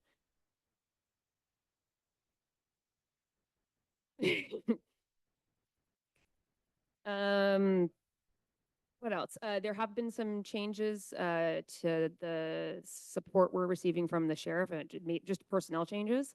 I think Kevin mentioned it in his town manager update, but we will be meeting with the new, I always mess up sheriff titles, the new captain. And we'll report out on that conversation as well. And then in the spirit of Woodside events, another plug for our town and staff appreciation party, which is this Thursday. I think we're going to have a great turnout, which leads me into my closing for the evening, which is that I visited K&L this afternoon to purchase wine for our party on Thursday. And I chose to select wine from the Santa Cruz Mountains because Woodside is part of that wine district. And that wine district is called the Shendor, and it stretches from Los Gatos to Woodside.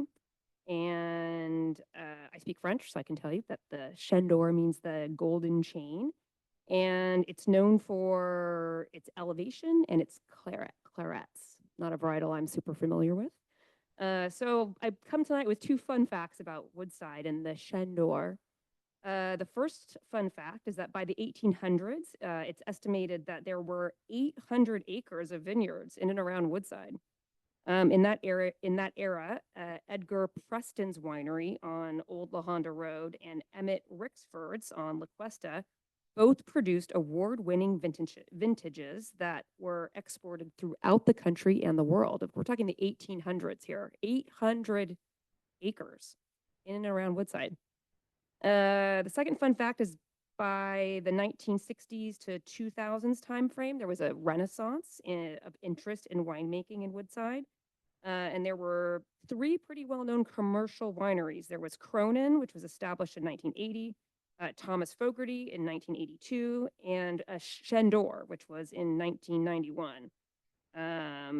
Sounds like with the tech boom and changes that brought to the community, the interest in winemaking seems to have subsided. But anyhow, I'll leave you with that. I'll close the meeting.